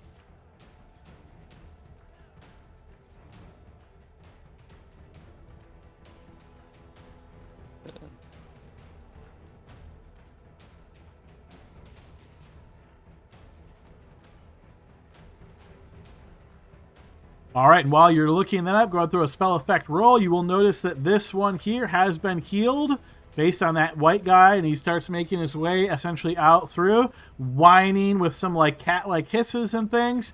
And then you notice he starts working on the next one, the next cat that is currently unconscious here. Yes, that spell effect roll will definitely work. Looks like your damage didn't post. You want to just go ahead and throw I didn't 2d12? have my token selected again because I'm No worries, I'm a just big go ahead and dumb throw idiot. 2d12. What? Did it again. This time Yeah, my token is selected, so I that don't one, know. that one literally breaks every single time. I don't know why. We All have right, to here we fix go. it literally 2d12. every level. There you go. 14. All right, he is indeed affected by That's that. As necrotic damage rushes through his body. That is funny, Adam. I remember in Descent to Avernus, it was messed up too. It's the same one. Literally every time Yeah. you level up, it breaks. I don't know why it's been reported. I'm sure they just haven't figured it out. I think it's one of those because it does a 1d8 or a 1d12. It might, Yeah, it might not be. variable Wondering. damage. Yeah, it like confuses it or something. Okay, Vin, your turn. Okay. Seeing everybody come this way, I turn my attention back to the creature and draw my additional dagger as I run up. So now I'm wielding 2. And with my main hand, I'm going to go ahead and take a stab at it. And since it's prone, I get advantage, so it balances the roll, right? You got it. Now, if a roll is balanced because of disadvantage and advantage, do I still get sneak attack if it You do not, because you hits? technically have disadvantage and advantage, and sneak attack says if you have disadvantage, does not work. Okay, perfect. Just wanted to be sure. Here we go. Yes, that will hit. Nice. He is my favorite foe, so that's still checked. And I'm And assuming that then- 1 is the favored foe, right? That's correct. Yep, 1d4. All right, he is hurt with that. I'll take the additional attack with my main hand with the dagger, and since it's like plunged in, the additional attack would be kind of like seeing if I could like grip it hard and move it up and create like a deeper gash. All right. Yes, that is successful. Sweet. So I pull it out of its flesh, and then I take my offhand dagger and try to stab right into the same hole. And that's a bonus action now. Okay. Yes, that will hit as well. Yes. Whoa, that's way too much. So you've hurt the creature multiple times here. Nice. And I know that I use my bonus action, but I only use 10 to get over, so I'm going to come around. I know he may get a swipe at my legs while I'm running, but so He be does it. not, because you're a swashbuckler. Oh, that's right. Go ahead and post that for me. It's Rakish Audacity. I think it's fancy footwork, Or right? fancy Fancy footwork. Yep. footwork. Nice. I forgot completely about that one. Thanks, Yeah, Jordan. that is not affected by anything. So yeah, you're good. 10, 15, 20, 25. All right, so I'll move 30 to here. He's looking real bad, guys. And I'll turn and like with all my party like rushing behind me, I'll turn and like smile and kind of look towards the crowd. All Okay, right, Dean. So this awning here it's like it's an awning. I can run underneath it, right? You I can, can yes. see everything. Okay, so I'm gonna go 5, 10, 15 to there, 20 to there. I have a good shot at him with Scorching Ray from there, I think. He's currently prone, so ranged attack would be at disadvantage. Just be aware. Bring it. The first one will hit. Indeed, scorching him. That will also hit. Hitting him again. Yes. All right. Nice. All right. Yes, Wound. Make sure you restore your spell slots there. Yeah. So I have 1 left. Yep. You should have one. Okay. Yep. Yeah, he is burnt 3 times as 3 rays fire out and all 3 scorch him. And no one saw it because I'm under the awning, but I don't care. The crowd Alright. enjoyed it. I tell my friend here 5, 10, 15. From there, he's 15 feet up. He's going to do his thing. We'll see if it runs in the family. It does not, as he whiffs. All right. Still a very cool cat, though. But the crowd's never seen anything like it. Flying lion? Yeah. I'm gonna Move steal on. your kill.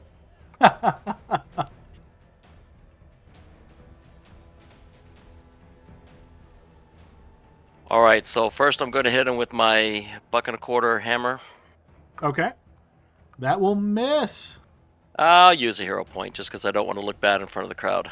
All right. You need a 2 or higher. Okay, that hits. Wounds him. That will also hit. And yes, that will do enough to... Excuse me, that will do enough to drop him. All right, guys, with all 3 of the opponents defeated here, you notice those attendants pretty quickly coming on out and tending to the downed cats.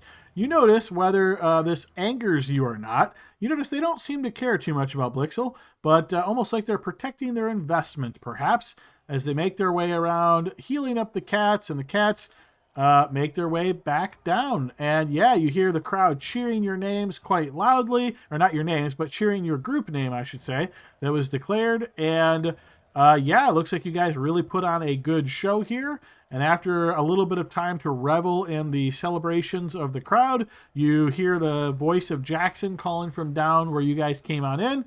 All right, come on back to get your prize. Well done, well done. And the cat will, my flaming lion will land and walk with me at my side as I stroke its flaming mane. All right, nice. Yeah, and you see a lot of people in the crowd sort of clapping. They seem to be cheering. All right, is anybody doing anything for Blixel, or are you guys carrying him out, or? Blixel goes here. Who? Very curious of what that hole does. I want to save the spell slot, buddy. I'm sorry. Yeah, we'll carry him. It's okay. I can be unconscious. He's unconscious for his glory moment.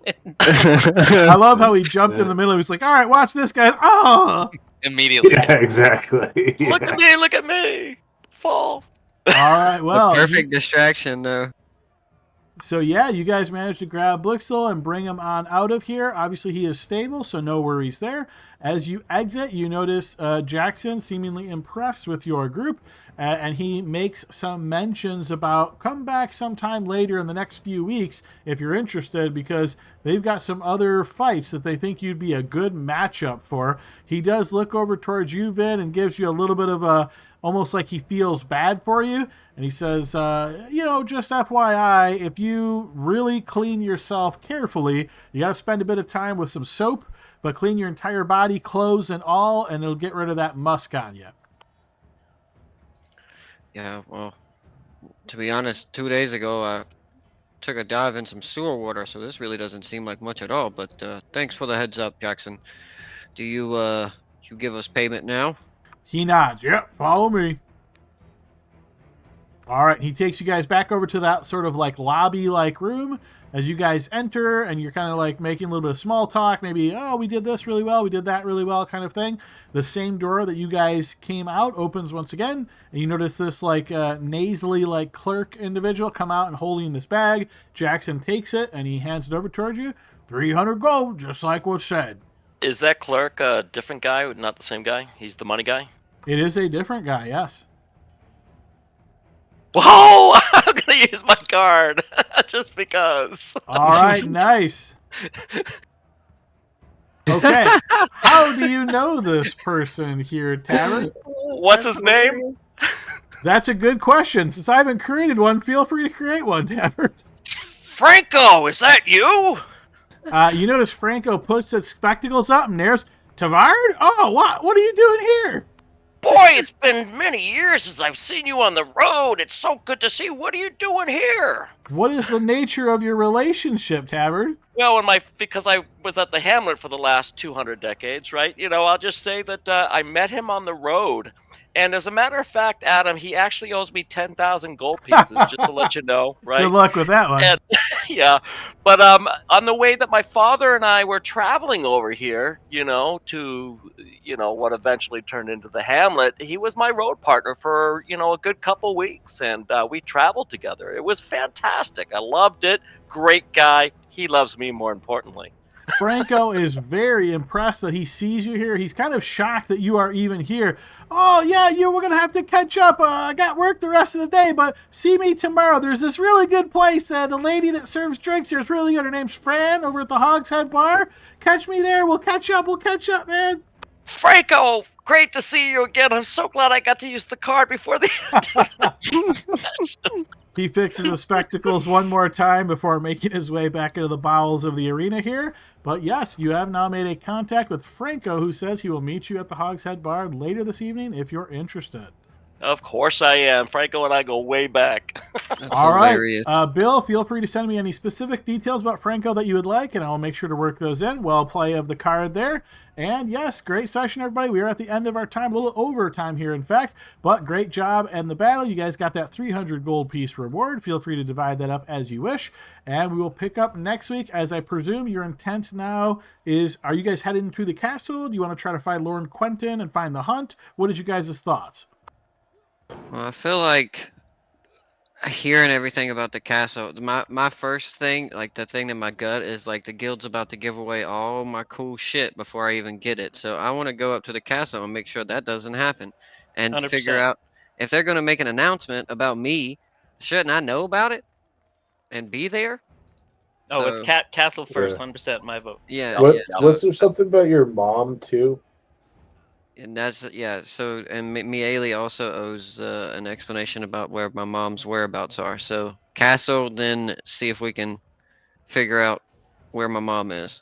Yep, agreed. Or we put all of our gold on the next fight. That's also a good suggestion. Or we Pixel's go do those other things and then figure out if what I mean, the fight's okay, but I'm just saying that may be after we find his mom. His mom may need a couple coins. Who knows? Maybe she needs double the coin. I'm sure Franco can cover it. He owes me 10K in gold. So I think I'm hearing head to the castle and see what the deal is there. Maybe make some preparations, all that, and then you guys will decide from there. Maybe, again, Jackson did say come back in a couple of weeks and they'll have another fight lined up for you. If you wanted to go right now, it might be like 3 death scorpions, but, probably wait a couple weeks and maybe there'll be a more balanced fight for you. But yeah, okay, sounds like plan is head to the castle, so that's what I will be prepared for, guys. Great session. Hope you all enjoyed it. We'll pick up next week as the team makes their way to the castle. Hey, good Hey, stuff. guys. Well, Guys. Have a Night, good week. all. See ya.